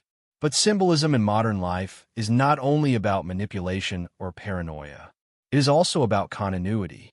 Secret societies of the past relied on symbols because symbols carry layers of meaning that transcend words. A pyramid, a circle, a flame. These can speak simultaneously to the rational and the unconscious mind. In a world saturated with information, symbols retain their ability to compress vast ideas into a single image. They're the shorthand of power, the language of the hidden. Governments, too, have not abandoned symbolic power. National flags, seals, and emblems often carry echoes of older traditions. The European Union's flag of 12 stars recalls not only unity, but also Marian symbolism from Catholic tradition. The Soviet hammer and sickle, though overtly political, evoked ancient archetypes of labor and harvest. Even the United Nations emblem, a world map encircled by olive branches, has been interpreted as a global seal of authority, echoing the planetary diagrams of esoteric cosmologies. Religion, despite modern secularization, remains a domain where symbolism thrives. The Vatican still guards its treasures of coded art and architecture. Islamic calligraphy, Hindu mandalas, Buddhist stupas, each encode sacred geometries that speak across centuries. In an age of skepticism, believers and seekers alike still turn to these symbols for meaning beyond rational discourse. Critics may argue that the obsession with hidden symbolism is a form of projection, that people impose meanings where none exist. Yet even if this is true, it speaks to a deeper psychological truth. Humans crave hidden patterns. We want a world to be more than random. We long for the sense that beneath chaos lies design, that the visible hides an invisible order. Whether crafted by secret societies or by the unconscious instincts of artists and architects, symbolism feeds that hunger. And so the modern world, for all its skyscrapers, smartphones, and space programs, is still haunted by ancient codes. Walk through a city, flip through a magazine, watch a film, or hold a banknote, and you are surrounded by images whose roots lie in temples, lodges, and secret brotherhoods. The language of secrecy is no longer hidden in shadowed chambers. It is everywhere, hidden in plain sight. The question remains, are these merely echoes, the residue of once powerful orders that stamp their symbols on history? Or do they represent an ongoing conversation, signs that the secret societies of old still whisper to us, still shape our world in ways most cannot see? In either case, the truth is inescapable. The modern age is not free of hidden symbolism. It is drenched in it, as if history itself cannot resist leaving clues in stone, paper, and light. The 20th century ended with satellites in orbit, the internet connecting billions, and science proclaiming that mysteries had been dissolved under the bright light of reason. And yet, paradoxically, the hunger for symbols, secrets, and hidden codes only grew stronger. If the old lodges, temples, and occult societies seemed to fade from public life, their language of secrecy did not vanish. Instead, it migrated, into architecture, media, corporate logos, currency, and popular culture. Hidden symbolism became the invisible thread woven through the fabric of the modern world, whispering to us from billboards, monuments, and even our banknotes. Take, for instance, the dollar bill of the United States. For many, it is simply money. For others, it is a coded document, a piece of esoteric propaganda circulating daily in millions of hands. The pyramid with the all-seeing eye, hovering above with the Latin phrase annuit coeptis, he has favored our undertakings, has long been associated with Freemasonry and Illuminati myth.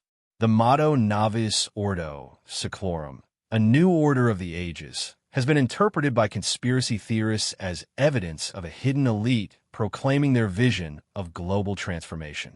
Whether these claims are true or not, the symbolism is undeniable.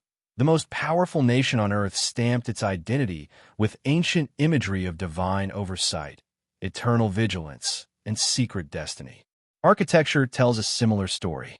From Washington, D.C., to Paris, London to Brasilia, cityscapes are marked by obelisks, domes, and geometric alignments that echo the ancient languages of power. The U.S. Capitol, with its domed roof reminiscent of St. Peter's Basilica, has been described as a Masonic temple in stone. The Washington Monument, an Egyptian obelisk piercing the sky, seems to anchor the city's sacred geometry. To the untrained eye, these are simply grand monuments. To the initiated, they form a coded map of authority, linking modern republics to ancient traditions of priesthood and kingship. Even in the realm of corporations, symbols are rarely arbitrary.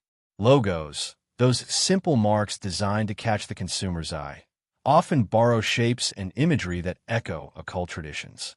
The swoosh, the ring, the eye, the pyramid, the serpent, the sunburst. These recur not merely for aesthetic reasons, but because they resonate with unconscious archetypes. A multinational oil company uses a blazing sun. A technology giant employs an apple, bitten like the fruit of forbidden knowledge. A global broadcasting network adopts the all-seeing eye. Whether by design or coincidence, these images tap into deep layers of meaning, embedding commerce with myth. Hollywood and the music industry have become the most visible carriers of hidden symbolism in modern life. Music videos filled with pyramids, eyes, checkerboard floors, and ritualistic gestures have fueled endless speculation about Illuminati influence. Superstars covering one eye, artists posing in poses reminiscent of occult gestures. To some, these are innocent artistic flourishes. To others, they are signals of allegiance to hidden masters. Films, too, from blockbusters to cult classics, weave esoteric imagery into their storytelling. Secret orders in fiction echo real-world myths, blurring the boundary between entertainment and revelation. What makes hidden symbolism so powerful in the modern world is not simply its presence, but its accessibility. In the digital age, millions of viewers pause a film frame by frame to decode a symbol on a wall or a gesture in a music video. Online forums dissect corporate logos, tracing their origins to Masonic or alchemical roots. Conspiracy theories thrive in this environment, turning ordinary objects into pieces of a vast hidden puzzle. Whether one believes in actual secret manipulation or not, the very act of searching for meaning transforms the world into a symbolic text waiting to be decoded. But symbolism in modern life is not only about manipulation or paranoia. It is also about continuity. Secret societies of the past relied on symbols because symbols carry layers of meaning that transcend words. A pyramid, a circle, a flame. These can speak simultaneously to the rational and the unconscious mind. In a world saturated with information, symbols retain their ability to compress vast ideas into a single image. They're the shorthand of power, the language of the hidden. Governments, too, have not abandoned symbolic power. National flags, seals, and emblems often carry echoes of older traditions. The European Union's flag of 12 stars recalls not only unity, but also Marian symbolism from Catholic tradition. The Soviet hammer and sickle, though overtly political, evoked ancient archetypes of labor and harvest. Even the United Nations emblem, a world map encircled by olive branches, has been interpreted as a global seal of authority, echoing the planetary diagrams of esoteric cosmologies. Religion, despite modern secularization, remains a domain where symbolism thrives. The Vatican still guards its treasures of coded art and architecture. Islamic calligraphy, Hindu mandalas, Buddhist stupas, each encode sacred geometries that speak across centuries. In an age of skepticism, believers and seekers alike still turn to these symbols for meaning beyond rational discourse. Critics may argue that the obsession with hidden symbolism is a form of projection, that people impose meanings where none exist. Yet even if this is true, it speaks to a deeper psychological truth. Humans crave hidden patterns. We want the world to be more than random. We long for the sense that beneath chaos lies design, that the visible hides an invisible order. Whether crafted by secret societies or by the unconscious instincts of artists and architects, symbolism feeds that hunger. And so the modern world, for all its skyscrapers, smartphones, and space programs, is still haunted by ancient codes. Walk through a city, flip through a magazine, watch a film, or hold a banknote, and you are surrounded by images whose roots lie in temples, lodges, and secret brotherhoods. The language of secrecy is no longer hidden in shadowed chambers. It is everywhere, hidden in plain sight. The question remains, are these merely echoes, the residue of once powerful orders that stamp their symbols on history? Or do they represent an ongoing conversation? Signs that the secret societies of old still whisper to us, still shape our world in ways most cannot see? In either case, the truth is inescapable. The modern age is not free of hidden symbolism. It is drenched in it, as if history itself cannot resist leaving clues in stone, paper, and light. Every age has its secrets, not just the mysteries that survive in whispers and symbols, but the truths deliberately hidden, erased, or silenced. Behind the libraries of official history, behind the sermons of priests and the speeches of politicians, lies another archive, the archive of forbidden knowledge. These are the ideas, texts, and discoveries that threaten existing power and were therefore suppressed. If secret societies exist to guard and transmit hidden wisdom, then suppressed knowledge is a battlefield on which they and authority have always clashed. From the very beginning, rulers understood the danger of knowledge. The burning of the Library of Alexandria, though debated by historians, remains a powerful symbol of how fragile truth can be. What was lost there, texts on science, philosophy, and perhaps technologies far ahead of their time, continues to haunt the imagination. Was it accident, conquest, or deliberate destruction? Whatever the case, the legend endures because it reflects a pattern repeated throughout history, the silencing of ideas that might empower the many against the few. During the medieval period, the Catholic Church worked relentlessly to control knowledge. The Index of Forbidden Books, first published in 1559, listed works considered dangerous to faith or morality. Some of these were overtly heretical. Others, like scientific treatises, simply challenged official doctrine. To read them was a sin, to spread them was a crime. Yet human curiosity proved stronger than censorship. Books circulated in secret, hidden behind false covers or passed in code among brotherhoods who saw themselves as guardians of forbidden truth. Alchemy provides a striking example. To the public eye, it was condemned as superstition or sorcery. Yet hidden in its coded language were genuine insights into chemistry, medicine, and psychology. Many alchemists disguised their experiments in allegory, not only to protect their secrets from rivals, but to shield themselves from persecution. In a world where knowledge could mean death, secrecy was not vanity but survival. The same pattern applied to early scientists like Galileo, who couched discoveries in cautious language to avoid the wrath of the Inquisition. Suppression and secrecy were two sides of the same coin, but forbidden truth was not limited to science. Mystical traditions across cultures were often targeted by authority. In Europe, the Gnostic Gospels, alternative accounts of Jesus' teachings emphasizing personal spiritual knowledge, were suppressed by the early church. Declared heretical, Many were destroyed, surviving only in fragments until the discovery of the Nag Hammadi texts in Egypt in 1945. Their rediscovery revealed a Christianity far more diverse and esoteric than official history allowed. For centuries, those who held such teachings were branded heretics, their knowledge buried with them. Outside Europe, the same story unfolded. In China, the burning of books under the Qin dynasty sought to erase rival philosophies. In the Americas, Spanish conquistadors destroyed countless indigenous codices, extinguishing centuries of Mayan and Aztec wisdom. In Africa, colonial authorities dismissed oral traditions as primitive, overlooking the depth of historical and spiritual knowledge they contained. In each case, suppression was a weapon of control. Destroy the memory of a people, and you weaken their resistance. The modern age has its own forms of suppression.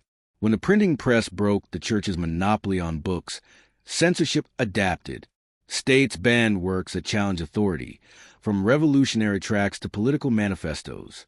Secret societies often became the custodians of such dangerous writings, circulating them under cover of night. During the Enlightenment, Freemasons and Rosicrucians helped preserve and spread texts that governments sought to silence. In the 20th century, underground presses carried forbidden works behind the Iron Curtain, proving that even in the modern world, truth still had to be smuggled. Science, too, faced its share of silencing. Nikola Tesla's experiments, some say, touched on forms of energy and transmission that threatened powerful industries. After his death, the U.S. government seized many of his papers, feeding the suspicion that breakthroughs were deliberately hidden.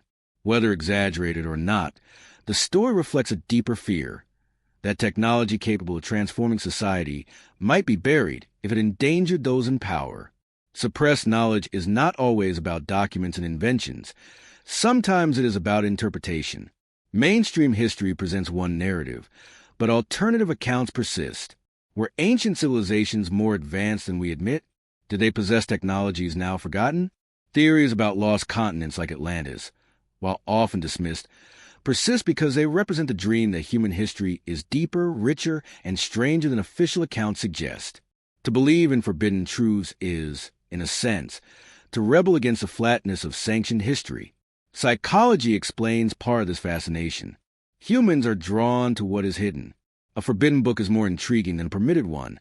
A silenced voice speaks louder in imagination than in reality.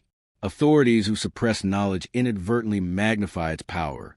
Every censorship, every ban, every inquisition confirms a suspicion that there is something dangerous, perhaps liberating, behind the curtain.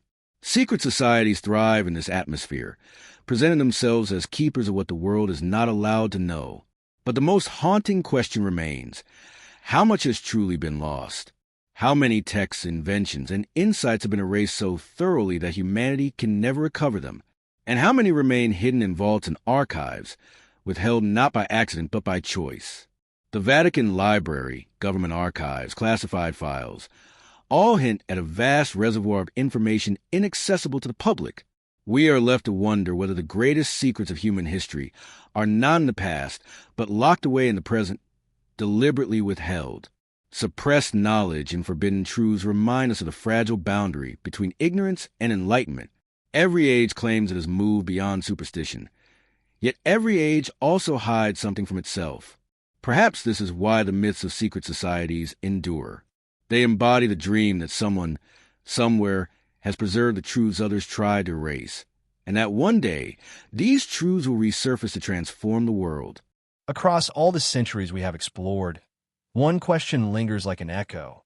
Are these societies, the Templars, Freemasons, alchemists, Rosicrucians, occultists, truly separate chapters of history, or are they fragments of one continuous tradition? Did each brotherhood rise and fall independently? Or were they links in a single chain, carrying an eternal torch of hidden wisdom from antiquity into the present? The idea of an eternal brotherhood, a lineage that has never truly vanished, has fascinated historians, mystics, and conspiracy theorists alike. To trace this supposed lineage, we must journey back to the oldest human civilizations. In Sumer and Babylon, priestly castes guarded secret knowledge of astronomy, mathematics, and ritual. These early guardians of wisdom were said to commune with the gods, interpreting celestial signs as messages for kings. Their secrecy was essential. Power lay in exclusivity. Knowledge available to all would lose its potency. Knowledge confined to the few became a weapon. When Babylon fell, some say its priests fled, carrying their wisdom into other lands, planting seeds of mystery in Egypt, Greece, and beyond. Egypt provides the next vital link.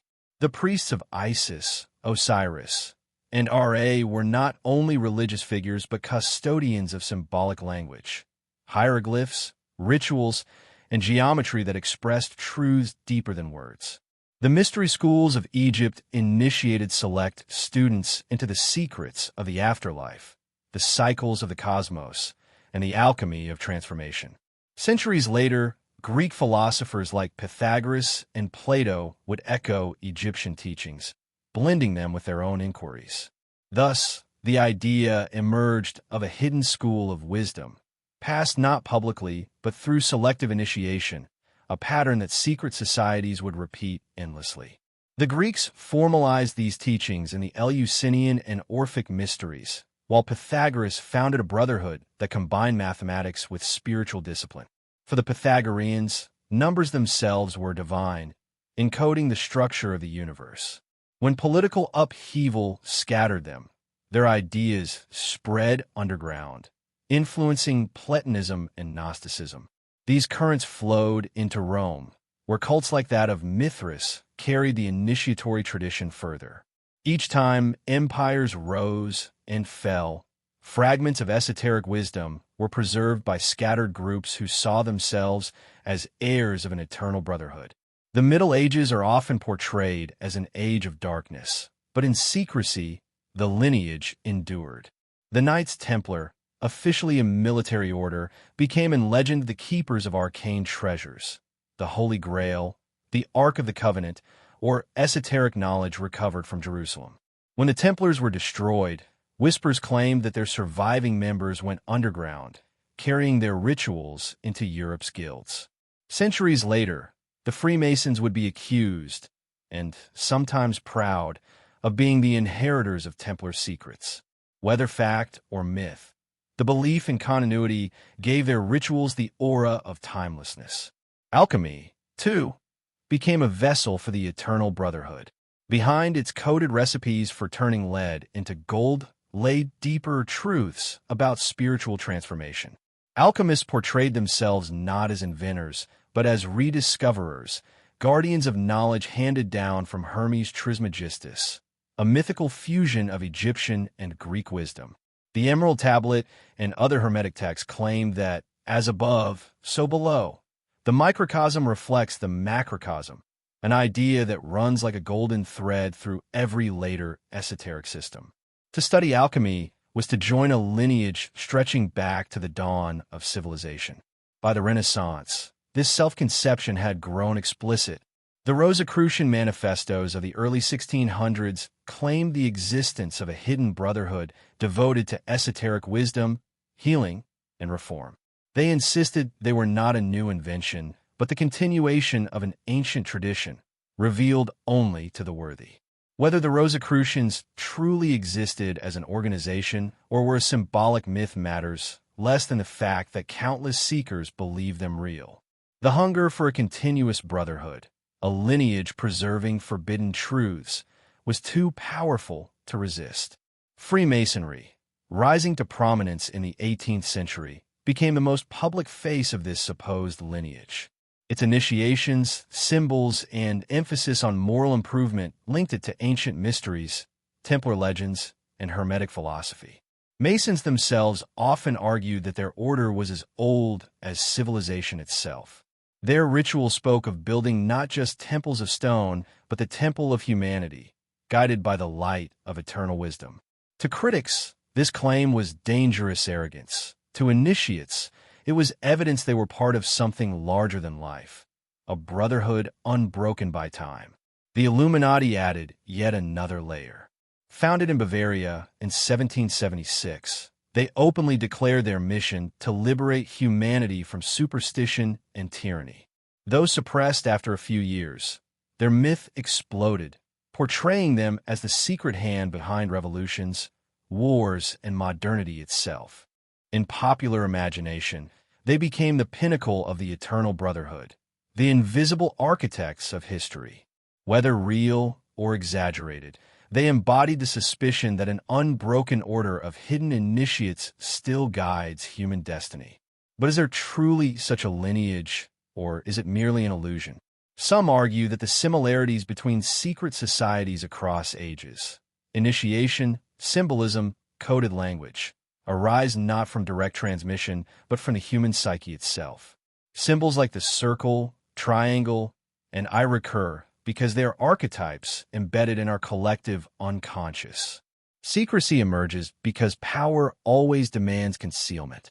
In this view, the eternal brotherhood is not a literal chain of groups, but a recurring pattern in human culture, each society reinventing itself as the heir of a timeless mystery. Yet others insist the continuity is real. They point to the survival of specific symbols, the eye, the pyramid, the compass, and square, across centuries and continents. They highlight the recurring appearance of sacred geometry in architecture, from Egyptian pyramids to Gothic cathedrals to modern monuments.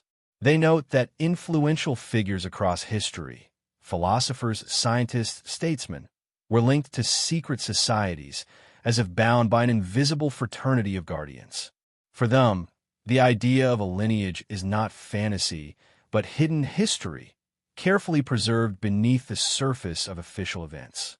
Modern conspiracy theories have amplified this idea to global proportions.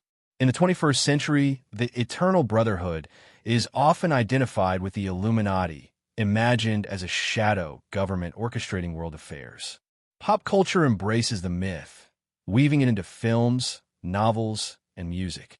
Even skeptics cannot deny the allure.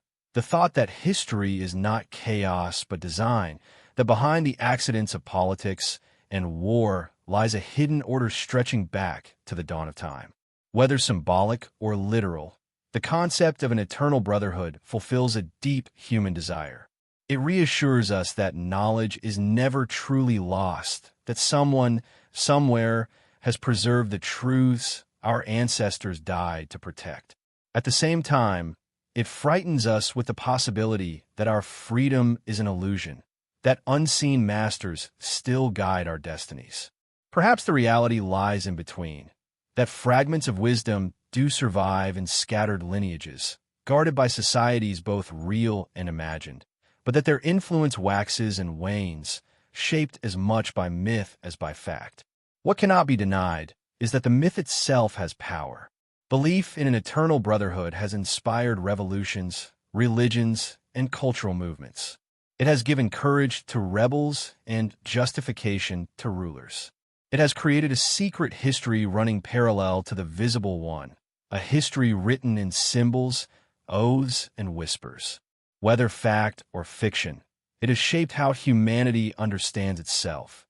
As if we are players on a stage directed by unseen hands, heirs to mysteries too vast for any one age to contain. And so the story comes full circle. From Babylonian priests to Masonic lodges, from Egyptian temples to modern conspiracy forums, the notion persists that there's a brotherhood beyond time, guarding truths that the world is not ready to know. It may be real, or it may be the greatest story humanity has ever told itself. But either way, it endures, the dream of an eternal order, a lineage unbroken, a secret society that has always been, and perhaps always will be. Across all the centuries we have explored, one question lingers like an echo. Are these societies, the Templars, Freemasons, alchemists, Rosicrucians, occultists, truly separate chapters of history, or are they fragments of one continuous tradition? Did each brotherhood rise and fall independently? Or were they links in a single chain, carrying an eternal torch of hidden wisdom from antiquity into the present? The idea of an eternal brotherhood, a lineage that has never truly vanished, has fascinated historians, mystics, and conspiracy theorists alike. To trace this supposed lineage, we must journey back to the oldest human civilizations.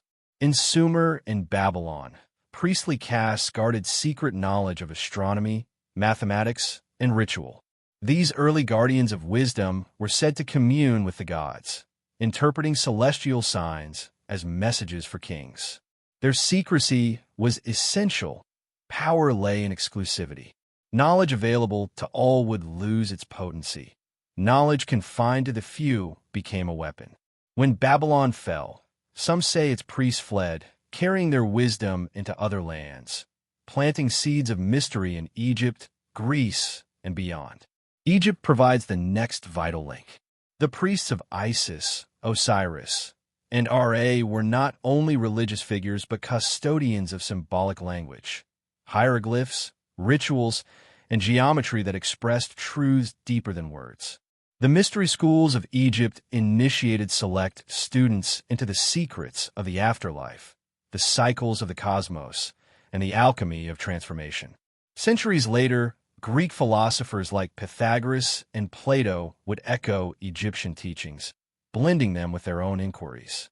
Thus, the idea emerged of a hidden school of wisdom, passed not publicly but through selective initiation, a pattern that secret societies would repeat endlessly. The Greeks formalized these teachings in the Eleusinian and Orphic mysteries, while Pythagoras founded a brotherhood that combined mathematics with spiritual discipline. For the Pythagoreans, numbers themselves were divine, encoding the structure of the universe. When political upheaval scattered them, their ideas spread underground, influencing Platonism and Gnosticism. These currents flowed into Rome, where cults like that of Mithras carried the initiatory tradition further. Each time empires rose and fell, fragments of esoteric wisdom were preserved by scattered groups who saw themselves as heirs of an eternal brotherhood. The Middle Ages are often portrayed as an age of darkness, but in secrecy, the lineage endured. The Knights Templar, officially a military order, became in legend the keepers of arcane treasures, the Holy Grail, the Ark of the Covenant, or esoteric knowledge recovered from Jerusalem. When the Templars were destroyed, whispers claimed that their surviving members went underground, carrying their rituals into Europe's guilds. Centuries later, the Freemasons would be accused, and sometimes proud, of being the inheritors of Templar secrets. Whether fact or myth, the belief in continuity gave their rituals the aura of timelessness. Alchemy, too, became a vessel for the eternal brotherhood. Behind its coded recipes for turning lead into gold lay deeper truths about spiritual transformation. Alchemists portrayed themselves not as inventors, but as rediscoverers, guardians of knowledge handed down from Hermes Trismegistus, a mythical fusion of Egyptian and Greek wisdom. The Emerald Tablet and other Hermetic texts claim that, as above, so below. The microcosm reflects the macrocosm, an idea that runs like a golden thread through every later esoteric system. To study alchemy was to join a lineage stretching back to the dawn of civilization. By the Renaissance, this self-conception had grown explicit. The Rosicrucian manifestos of the early 1600s claimed the existence of a hidden brotherhood devoted to esoteric wisdom, healing, and reform. They insisted they were not a new invention, but the continuation of an ancient tradition, revealed only to the worthy. Whether the Rosicrucians truly existed as an organization or were a symbolic myth matters less than the fact that countless seekers believed them real. The hunger for a continuous brotherhood, a lineage preserving forbidden truths, was too powerful to resist. Freemasonry, rising to prominence in the 18th century, became the most public face of this supposed lineage. Its initiations, symbols, and emphasis on moral improvement linked it to ancient mysteries, Templar legends, and Hermetic philosophy. Masons themselves often argued that their order was as old as civilization itself. Their ritual spoke of building not just temples of stone, but the temple of humanity, guided by the light of eternal wisdom. To critics, this claim was dangerous arrogance. To initiates, it was evidence they were part of something larger than life, a brotherhood unbroken by time. The Illuminati added yet another layer. Founded in Bavaria in 1776, they openly declared their mission to liberate humanity from superstition and tyranny. Though suppressed after a few years, their myth exploded, portraying them as the secret hand behind revolutions, wars, and modernity itself. In popular imagination, they became the pinnacle of the eternal brotherhood, the invisible architects of history. Whether real or exaggerated, they embodied the suspicion that an unbroken order of hidden initiates still guides human destiny. But is there truly such a lineage, or is it merely an illusion? Some argue that the similarities between secret societies across ages, initiation, symbolism, coded language, arise not from direct transmission, but from the human psyche itself. Symbols like the circle, triangle, and I recur because they are archetypes embedded in our collective unconscious. Secrecy emerges because power always demands concealment. In this view, the eternal brotherhood is not a literal chain of groups, but a recurring pattern in human culture, each society reinventing itself as the heir of a timeless mystery. Yet others insist the continuity is real. They point to the survival of specific symbols, the eye, the pyramid, the compass, and square, across centuries and continents. They highlight the recurring appearance of sacred geometry in architecture, from Egyptian pyramids to Gothic cathedrals to modern monuments. They note that influential figures across history, philosophers, scientists, statesmen, were linked to secret societies as if bound by an invisible fraternity of guardians. For them, the idea of a lineage is not fantasy, but hidden history, carefully preserved beneath the surface of official events. Modern conspiracy theories have amplified this idea to global proportions. In the 21st century, the Eternal Brotherhood is often identified with the Illuminati, imagined as a shadow government orchestrating world affairs. Pop culture embraces the myth, weaving it into films, novels, and music. Even skeptics cannot deny the allure. The thought that history is not chaos but design, that behind the accidents of politics and war lies a hidden order stretching back to the dawn of time. Whether symbolic or literal, the concept of an eternal brotherhood fulfills a deep human desire. It reassures us that knowledge is never truly lost, that someone, somewhere, has preserved the truths our ancestors died to protect. At the same time, it frightens us with the possibility that our freedom is an illusion, that unseen masters still guide our destinies. Perhaps the reality lies in between, that fragments of wisdom do survive in scattered lineages, guarded by societies both real and imagined, but that their influence waxes and wanes, shaped as much by myth as by fact. What cannot be denied is that the myth itself has power. Belief in an eternal brotherhood has inspired revolutions, religions, and cultural movements. It has given courage to rebels and justification to rulers. It has created a secret history running parallel to the visible one, a history written in symbols, oaths, and whispers. Whether fact or fiction, it has shaped how humanity understands itself. As if we are players on a stage directed by unseen hands, heirs to mysteries too vast for any one age to contain. And so the story comes full circle. From Babylonian priests to Masonic lodges, from Egyptian temples to modern conspiracy forums, the notion persists that there's a brotherhood beyond time, guarding truths that the world is not ready to know. It may be real, or it may be the greatest story humanity has ever told itself. But either way, it endures, the dream of an eternal order, a lineage unbroken, a secret society that has always been, and perhaps always will be.